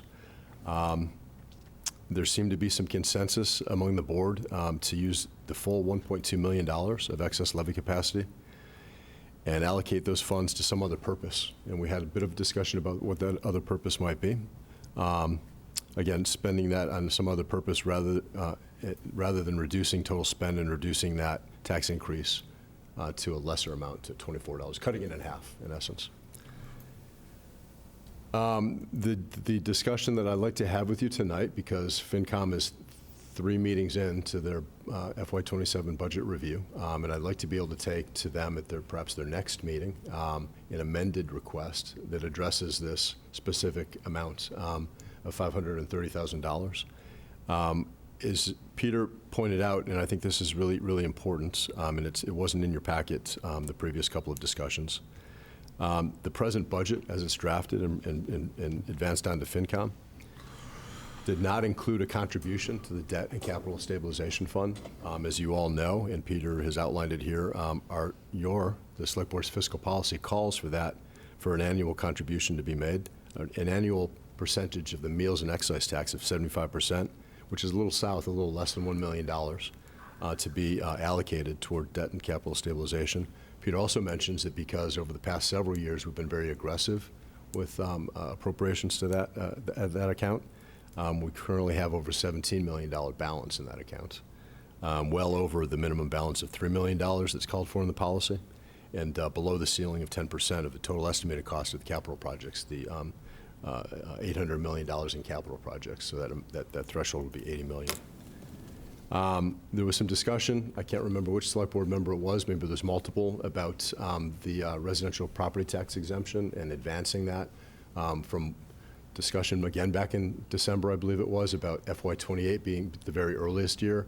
We had, in this FY27 budget, we have an 8-month level of funding for a position in the assessor's office to help us get prepared for that FY28, but I think there's some discussion, and Select Board Member Richardson, I think it may have been you now that I'm thinking back, can we advance that, and can we use a portion of these funds? Peter and I did confirm, we had a long discussion with the assessor and the finance director, and they're adamant that FY28 is the earliest that they could take that on, just based on timing. So I wanted to point that out. So all that being said, what I wanted to provide the Select Board tonight were some options, and there's multiple iterations of this. I do think the best course, my recommendation, would be for the board to consider appropriating or placing that excess $500,000 in capital and debt stabilization, just based upon where we're at financially, and again, that uncertainty and unknown. I think it would probably be the most prudent course. I certainly wouldn't recommend at this point adding any additional staffing positions, because again, I am really concerned about the additional kind of escalating costs with regards to personnel, those personal services costs. Could I just ask a question? Why wasn't that contribution taken into account in the budget preparation? I mean, was that just because we had done so well and we were above where we should have been, so we just didn't make the contribution? I think it was an oversight. We just didn't include it in this FY27 proposed budget. I mean, we're pointing it out. Yeah, so I think it was part of, it may have been partially an oversight, but I think the other, real factor was that we were initially looking at an override for this year, right? So then we had to revisit and say, okay, how can we avoid an override this year? Part of that was being a little more aggressive on local receipts revenue estimates than we like to be. But this was another area that we could pull from to get through this year. But, long term, that's not a viable plan. So it was part of buying more time to figure out a more sustainable plan for FY28 and going forward. And as it stands now, there's $17.1 million? Correct. In the Capital and Debt Stabilization Fund. Capital and Debt Right, Stabilization. right. So we would... And that's both funds combined. It's one fund. Yeah. Yep, and based upon Mr. Renshaw's suggestion that that would become 17.6 million. For me, I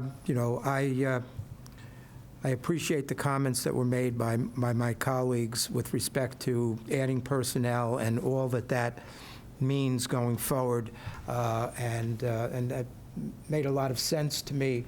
Although I was originally in favor of, at the very least, based upon DPW's request for the storm management and stormwater management engineer and the need to beef up our regulatory situation there, I have kind of reconsidered, and I'm fully supportive of having that excess levy of $500,000+ go to the capital and debt stabilization, with the understanding that, you look at all of those requests that we were not able to satisfy, and you cut out after they requested $2 million or thereabouts. A lot of that's essential for this town going forward, that we're going to have to make provisions for. So we know how difficult it is to cut out and tell department heads that they can't have it. But, I think we're kidding ourselves if we think we're not going to have to take a real hard look at those items going forward. At the same time, certainly looking to see where we can cut expenses and increase revenues at the same time. But, a lot that was in those budget requests is, the functioning of this town, which is necessary. We all appreciate that. Yes, Mr. Reed. I agree. The $500,000 to the capital and debt stabilization should be what we're going after. I would be prepared to make that motion when the time comes after discussion. Regarding option 2 with the Affordable Housing Act and the 50-50 split, because they have $8 to $10 million in the fund already, and we can go to town meeting twice a year to put additional ones, I kind of think that option for us should be off the table. And going back to the previous agenda item of possible what-ifs and ands of other pet projects, whether it be a forgiveness of costs for a YMCA or otherwise, I think the financial outlook and predicament that we're in, and you introduced it as an issue, it is a major concern. I think it would be very prudent for us to follow the town manager's recommendation on this one, and in line with what we were saying at the first meeting, which is the full amount. But that's where I stand. Mr. Richardson? I will finally concede on the residential exemption. But I would like a vote to say that if we can, I don't know how that works, I would like a vote directing the town to buy FY28, have it available. Just symbolically, so that is the stance, which I know that's what you're working towards, but I will plant my flag for 27, and I appreciate all you've been doing to really consider my request. The only thing I will not move on in terms of funding that I think is and I don't believe this was reflected, but the only thing I won't move on is, and I said this in our last meeting, is the need to increase the number of days that the Portuguese-speaking social worker is available. I have the same, that was going to be my same thing. I think that is a very, very small amount of money that we're considering that is not staffing long-term, and I would like to at least increase that by 2 days a week. So currently, the person who forgive me, I can't remember. Delaney. Thank you. Is 1 day a week. I'd like to increase the funding to be for 3 days a week. I think that she spoke at our great forum we had about the need and how much that she has been doing, and I think we need to have her here more than once a week. Well, I think they're asking for one more day, and it's $14,962.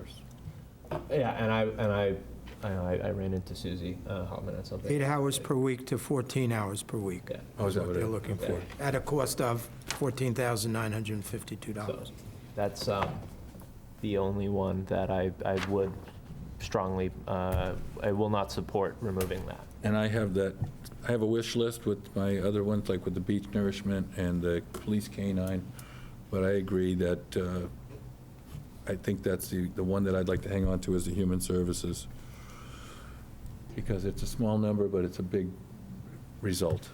Beach nourishment would be capital, correct? Would. Not operating? Okay, well, it was in here as one of the suggestions. Okay. No, just clarifying. I don't know where Heather and Doug I think were. it was in the operating budget. It has been historically $25,000, I think, in the. Oh, that's right. Right. Yeah. And now we My got the- recommendation would be, I mean, to do this properly, we need to consider that as a capital expense, I believe. Yeah, It's we're not- been both. I think, Okay. yeah, Well, I it's think there's been 25 in the 25,000 in the beach budget, and then MES has had capital requests. Right, but I thought we were talking about changing from 25 to 100 in the operating. But anyways, I'm willing to forego that all. Let's just do the human services for 14,692, unless you had a different number. Well, the only other thing, and I don't know, Bob and Colin have made their points clear. I would still like to do a one-time contribution to the Affordable Housing Fund. I'm willing to go even less than 50/50. But if it is possible to do even something small, I still think that we've been talking about our needs to commit to affordable housing. You know, I think this board has indicated its very strong support for affordable housing. But I think, as Colin has mentioned, I think there's sufficient funds in there right now. And I think it's important to send to the residents that we are considering, looking a little closer at expenses and so forth. So I hear what you're saying, but I think the motion would be, the amount of $14,952 for the social worker and the balance into the capital and debt stabilization. I also would just comment, if I could, that we've had so many projects, because of us being close to chapter, the safe harbor status, we've had so many projects that are coming online now. I think there's going to be a bit of a lull in housing, other than the housing trust, and maybe, I don't know if the housing source has anything in the works, but I don't think we're going to see a lot of big projects coming our way right now. We've already funded the one in North Falmouth. Yeah, I just think that, again, this is my opinion. I totally understand your point, Mr. Chair. Mr. Reed, I just think that, we have been saying, put our money where our mouth is. I agree. We have. Willing to say, 25,000, 50,000. If it's not budgeable, I'll understand and I'll back off, but I think it's something that we should do personally. But we're putting money into the Affordable Housing Trust. At this town meeting, there's a petition article for $950,000. Right. Last town meeting, we aren't. Right, but then the town is still committed. I know, but I still believe as an executive And then branch. there's still time, like, Community preservation. there's 2 town meetings a year where we can allocate more. I think this is, I hear you. I agree, it's a symbolic thing, but we also, I think, have to show that we have some restraint when we're in a tough year. We haven't heard from Dr. Goldstone yet. So I'm going to do my usual compromise. I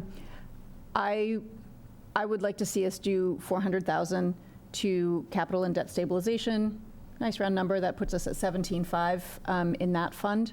The 14,000 and change for increasing the hours for our multilingual social worker, and that leaves us, by my math, with $83,000. with about 115, I think. 115 that we would retain in excess levy against unforeseen needs or the possibility of the waiver or. Oh. Well, we were working off of 500, but Get out I your mean, calculators. It's budget is 530. 530 minus 400 minus 15,000. 15. So nothing for housing in your proposal? No, Heather? I think. Okay. What happens to the balance? It stays as excess levy. It doesn't excess levy. get used. Right. It's such a small amount, I think Is it worth calculating? I would prefer to just, throw it to debt capital stabilization, to be honest with you. It's not that big a number. Symbolic, I think it's just more paperwork, really, than it's worth. I guess I was thinking preserving a little bit of flexibility if it's making up for a fee waiver for the YMCA, if it is down the road allocating to the Affordable Housing Fund. Oh, I guess that's not a bad idea. Is it problematic to? No. Okay. That's fine. And we're just chatting, that 80,000, roughly the balance, would technically be some way to address that, some portion of that 169,000, the current request from YMCA Cape Cod. All right, I like that suggestion. I'll Is that a back motion? off on housing, and I'll support that motion. So I move, whoops, sorry, go right ahead. Oh, go ahead, you're going to summarize this. I was going to say, the motion is to recommend retaining the full excise levy capacity, allocating $400,000 to the Capital and Debt Stabilization Fund and $14,952 to the Human Services budget for additional hours for the multilingual social worker. 962, right? 962? I wrote it down wrong. It's an estimate, so we're not going to put that number anywhere. Okay. Whatever balance remains in the excess levy. Okay, you have a motion? She made a motion. I'll second it. Second, that's one. Motion and a second. Any further discussion? All in favor? Aye. Okay, thank you. Thanks. All right. Moving on to our minutes. Oh, no, I'm sorry. Council, we have one more matter here to discuss, to vote and approve and execute the petitions to the state legislature for special acts. There are 4 special acts, so. Yes. So I will just go through them. The 4 special acts before you for approval and execution have been voted at recent town meetings. 3 of them at the November town meeting, and then the licensing commission one was voted at a prior town meeting. So the first one, I'll just go over them very briefly. The first one is it's a special act proposing to offset the costs of grinder pumps for any of the future sewer service areas that are constructed in Falmouth. And the reason why the special act is needed is because the town is proposing to reimburse costs for installation and purchase of the grinder pumps. That would normally be an improper expenditure of municipal funds under the anti-aid amendment. However, the way to cure that is to ask for permission from the state legislature to allow that. We have done it in the past. In 2014, the town asked for permission to do exactly this for the Little Pond Sewer Service Area, and the act was granted. This language in the proposed special act mimics almost exactly the language that was enacted in 2014 with 2 changes. One, this is not limited to any particular sewer service area, but for all future sewer service areas. And the 2014 act specifically called out money that was appropriated for a borrowing, and this allows the town to make a determination about where the funding will come from to be appropriated at a later date. But if a future select board felt that it did not want to provide the grinder pumps, it would still retain that authority? This statute, this gives us the ability to do it, not the requirement that we do it. That's Is that correct. Yes. And how much is a grinder pump, Peter? Do you have any idea? Oh, no. 7,000 or 8,000, I think. Really? Yes, that much? I think so. That I think it was 7,000 or 8,000 last time, wasn't it? Okay. I don't think it was that much. I'm not going to hazard a guess because Okay. I'm going to be wrong. I'm Okay. going to be Well, just guessing. I don't mind guessing. yeah. It's okay if I'm wrong. Somebody ask AI, will you? Okay. So that's that one. The next one in your packet is the establishment of the Falmouth Licensing Commission. And as you recall, we worked together to formulate this. This is the language that was approved by this board last fall. And I really appreciate the feedback and how we collaborated on this, so that this will establish a licensing commission that will provide authority to a separate commission to issue alcohol licenses and entertainment licenses, along with common victualler and in-holder licenses. They all really go together. And to make rules and regulations concerning the licenses, and then they'll have the authority to enforce the law, on any applicable law. As you see at the end of this petition, something that we didn't settle on is an effective date. So this petition right now has that blank. The act shall take effect on blank. I'm happy to take feedback on that, but my thought was to, I'm going to hand these to David Vieira, and my thought was to get his advice and feedback on what that should be for something like this. He'll have a lot more understanding about what a realistic date is to have this act be passed and then have us be able to get this up and running. This is an amendment, this is a charter amendment change also, so it also has to go to the ballot. So there's a second piece to this. But if you have thoughts about when a proposed effective date for this will be, I'm happy to input that here where it's blank. Could you look at something like 180 days from final town meeting approval? You know, give yourself a period of time after whatever the final step of approval is? For the final step of approval. No, I think that's a really good idea. Yeah, something like that. So we get the legislature says it's okay, and then it goes to ballot? So this will be on the ballot in May, and it'll work in tandem with the approval. Hopefully, this will be approved within this legislative session, which ends at the end of June. That ballot vote will stand regardless of whether they take it up next session. Right, it's a two-part approval, right? The state legislature likes to know that either the election has been scheduled or that it's been done, so. I'd say all of these are pretty so Senator Fernandez and Rep. Vieira and Rep. Monkley worked together to pass a home rule. It was on a liquor license for Bourne, not Rep. Monkley, excuse me. It was very quick, and a lot of these are not changing anything insane. So I imagine these would be pretty routine for the legislature to do. That's excellent feedback. Thank you. I appreciate that.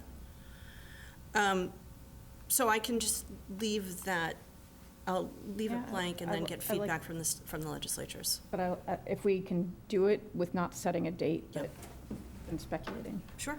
Senate Council has recommended I withstand from voting on this item. Okay. I'm just making a note for that. Okay, and then the next one is for the solar array, and it is, the purpose of this is to allow for the town to accept the donation of land and then lease it back to the entity that donated it. If we don't get state approval for this, then I think that there are implications under Chapter 30B, under procurement. Generally speaking, you're not allowed to do that. You're not allowed to, the key is you're not allowed to start negotiating leases and signing things that go towards the whole massive land acquisition deal that's going on without something like this. This is styled after similar special acts for similar solar arrays that I've seen. Again, I don't think that this is going to be controversial for the state legislature. And then the final one is the special act for the town clerk. And this one is also a charter change, so this will have to also go to the ballot. This will be submitted along with the one for the licensing commission. I'll be sending a red line of our charter as well to the state legislature so they can see exactly what's being changed. But here, the components that are going to be changed is, first and foremost, that the charter will be amended to change the town clerk position from an elected position to an appointed position.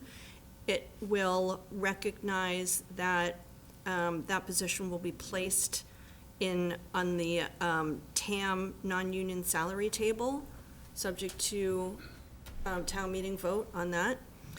And then it will also make sure to put the town clerk position in with all of the other appointed positions that the town manager makes, subject to final approval by the select board. So our office just did that for Sandwich, and it did not take very long. Right, it's so good to hear. Yeah.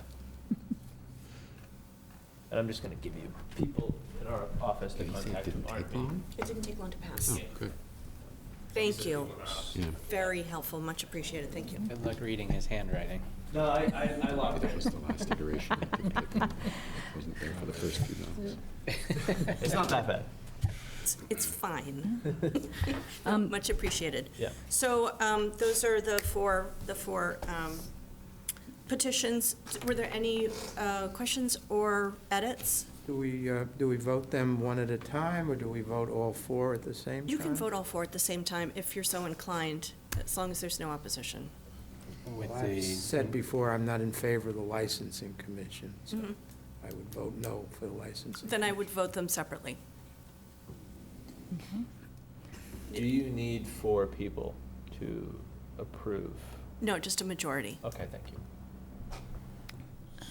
So I would make a motion to approve and execute the home rule petition, because it's the first one in the list, for the creation of a licensing commission with the effective date to be determined in consultation with the town moderator. Second. Okay, all in favor? Motion and second? All in favor? Aye. Abstain. Opposed? I would move to approve and execute the home rule petition to change from an elected to an appointed position, the position of town clerk. I'll second that as well. Okay, we have a motion and second. Any further discussion? All in favor? Aye. Abstain. Okay. I'm on a roll. I would move approval and execution of the home rule petition for the use of municipal funds to reimburse the cost and installation of grinder pumps. I'll second that. I might as well second them all, so it's easy for the Motion and clerk. a second. Any further discussion? All in favor? Abstain. Abstain. And last but not least, I move to approve and execute the home rule petition to exempt the lease for the ground-mounted solar array from the provisions of the Procurement Act. I'll second that as well. We have a motion and a second. Any further discussion? All in favor? Aye. Abstain. Okay. Great, thank you. Thank you, Maura. All right. Minutes? Everyone had opportunity to take a look at them? Yeah, just for the first one, December 6th, the workshop. That was our strategic. Just want to mention again that I was advocating for the prohibition on using municipal water for irrigation. I thought we corrected that, but it's still not in there. Can we also talk about that? It wasn't like we voted it, but I think it was, I felt like it was an important part of the discussion on water conservation. Agenda item. And I think it's something that, at some point, we need to think about, and I think we should do. Yeah, I was about to say that. Just like, I don't need to see the minutes actually amended, but if we could just make mention that it was a suggestion that I had, and I'd like to have it considered. Make that addition. Yes, we will. Okay. So with respect to the minutes for Saturday, December 6th, with Mr. Brown's amendment, all in favor? Aye. Aye. Okay. And then we have the minutes of January 5th. And I have no problem with those. Any changes? Motion to approve as drafted. I'll There's a second. motion and a second. All in favor? Aye. Aye. Thank you. Mr. Renshaw. Yes, thank you, Mr. Chair. It's late, so I'll be brief. This first one is kind of redundant. Eversource, the vice chair indicated earlier, had a brief discussion about disappointment. I'm equally disappointed. Last month I put out what was an update from an Eversource representative, and this is in regards to Mill Pond or Mill Road and Surf Drive and the cable pull and testing phase of this project, separate and distinct from the horizontal boring project that a year and a half ago the select board had the MOU with. This is different phase of the project.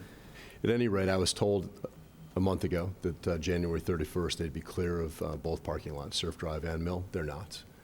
Last Tuesday, I asked DPW to have a meeting with Ronitz, with our regional representative with Eversource, due to operational setbacks and some weather issues. They're now looking at February 13th. I think I pushed out the letter to the select board and to a couple of residents who have inquired and indicated their frustrations. Here's the update. Next week, February 3rd, myself and Peter McConerty are going to meet with Eversource to make sure that they're on track with February 13th, because I don't want this to creep into February 20th, and then we're into March. I don't want that to happen. So we're going to keep their feet to the fire, so to speak, so that we get this project done. And Surf Drive parking lot, as I indicated before, still on track to be cleared first. And then they'd come back and finish it up. And then we'll do our work with in the parking lot, the repaving, and then followed by Mill Road. Moving on. Can I just jump in real quickly about that? Would it make sense for us to have the Eversource representatives come to a select board to present so we can discuss our constituent problems as a body, in addition to support your meetings with them? So Ronitz, again, our regional rep, had offered to come to tonight's meeting. I would ask that you allow me to proceed with this meeting on February 3rd, and I'll report back if there's any indication that there's going to be any kind of further delays. And the other mechanism we have is many of the poll requests and other things that happen and get done on a consent agenda. Mm-hmm. If we need things done, that's our leverage point. So if we have to pull those, it's a public utility, so we're going to have to be careful, but I don't want to hold anything hostage, but that's a point in which we can bring them in if you're not getting your answers, right? So I've been here 2.5 years, and we've had, and I think the town has enjoyed a good working collaborative relationship with Eversource.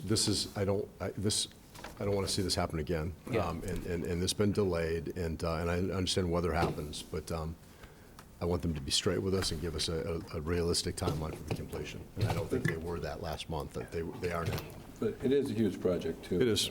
The second update I wanted to provide is in regards to the affordable housing RFPs. As you know, as you may know, on January 13th, we opened, the Community Development Director and the Housing Coordinator, with the assistance of Melanie Bush in the Finance Office, opened 2 proposals, 21 Pheasant Lane and 20 Brigantine. One proposal was received. It was presented to the Affordable Housing Working Group. They're still working on their final recommendation, so I don't want to release the name yet, but that is going to come back to the Select Board on February 9th, the next meeting.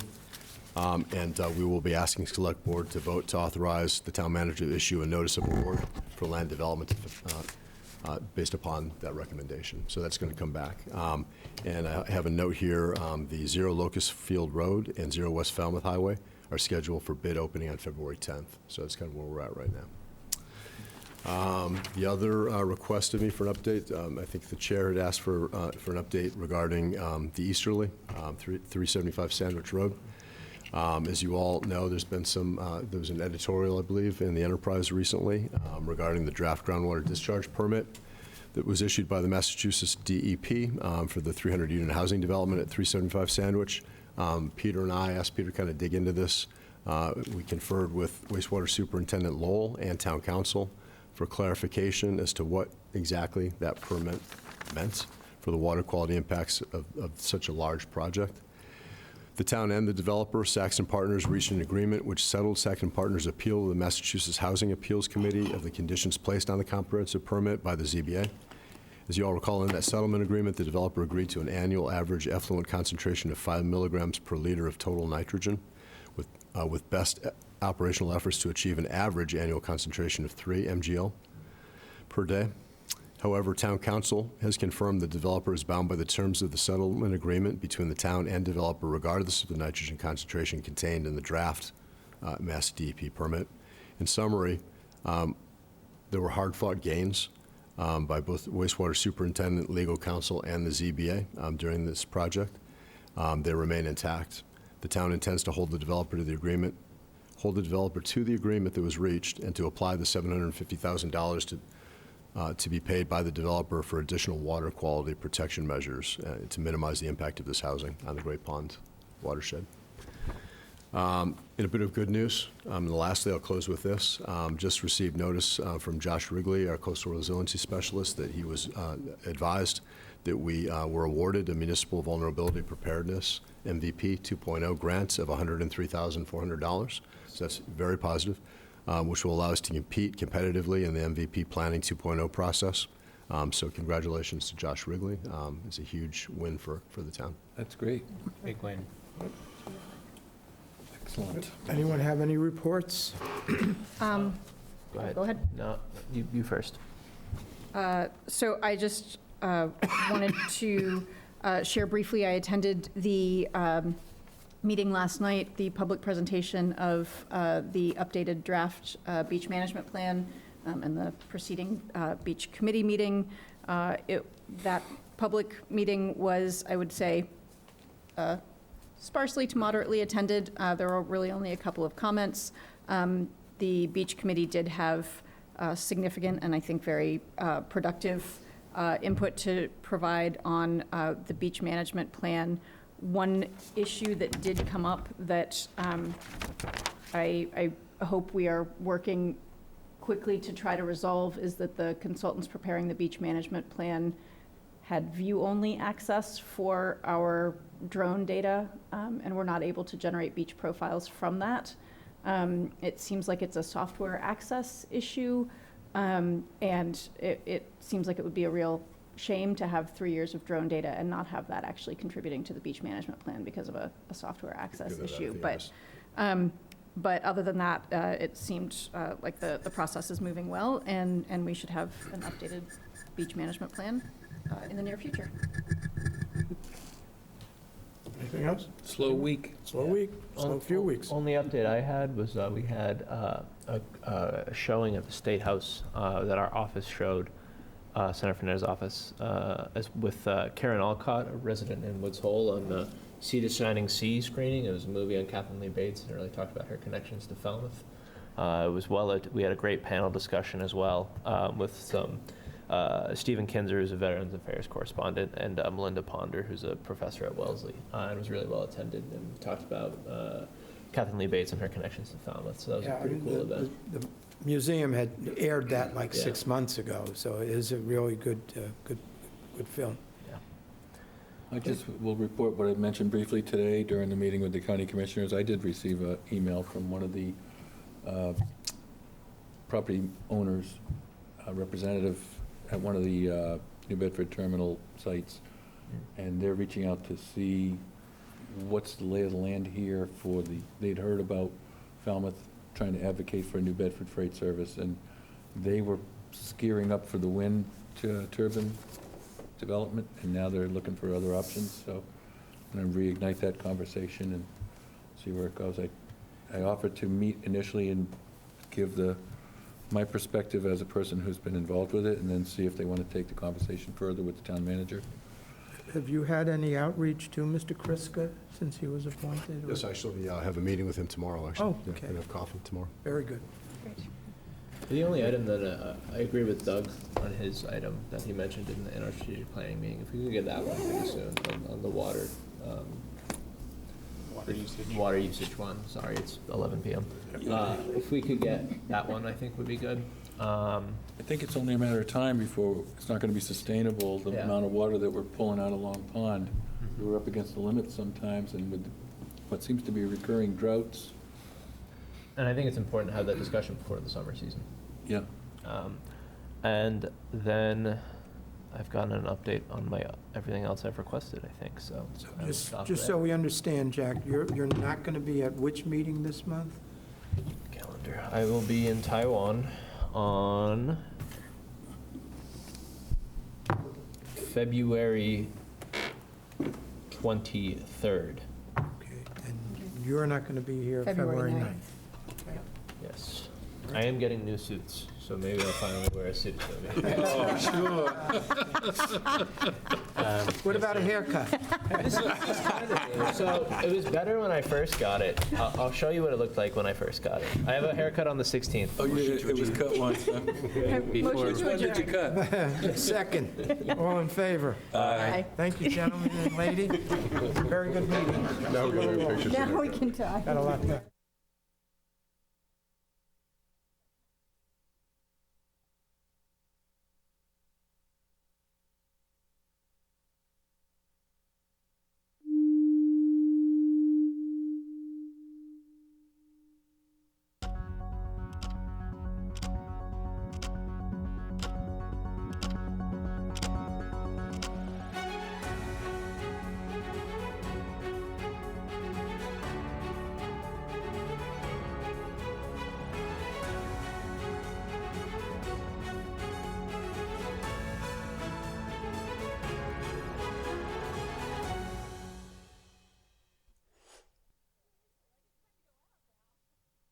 The Steamship Authority is a proud partner in many Falmouth community events, including town meeting coverage, and for good reason. Not only do we have a terminal and offices here, about 1/3 of our employees call Falmouth their home.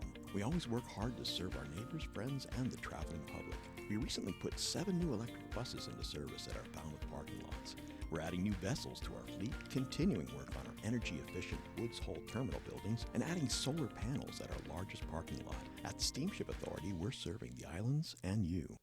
Welcome to the Falmouth Chamber of Commerce. The Falmouth Chamber is dedicated to working on behalf of our members to make Falmouth a better place to live, work, and conduct business. We are committed to developing the economic, cultural, educational, and civic interests of our community and welcome the support from all organizations to achieve our combined goals. Whether you call Falmouth home, are a summer resident, or a visitor, we hope you take advantage of all that the Chamber has to offer. Hi, it's Brendan from Crane Appliance. Since 1983, our goal as a family-owned company has been simple: to give our neighbors on the Cape and Islands a great shopping experience. Rest easy knowing our professional team will listen to your needs and help you pick the perfect appliances for your home. At Crane Appliance, we know how difficult appliance shopping can be. Our team is here for you. Crane Appliance, we call the Cape and Islands home.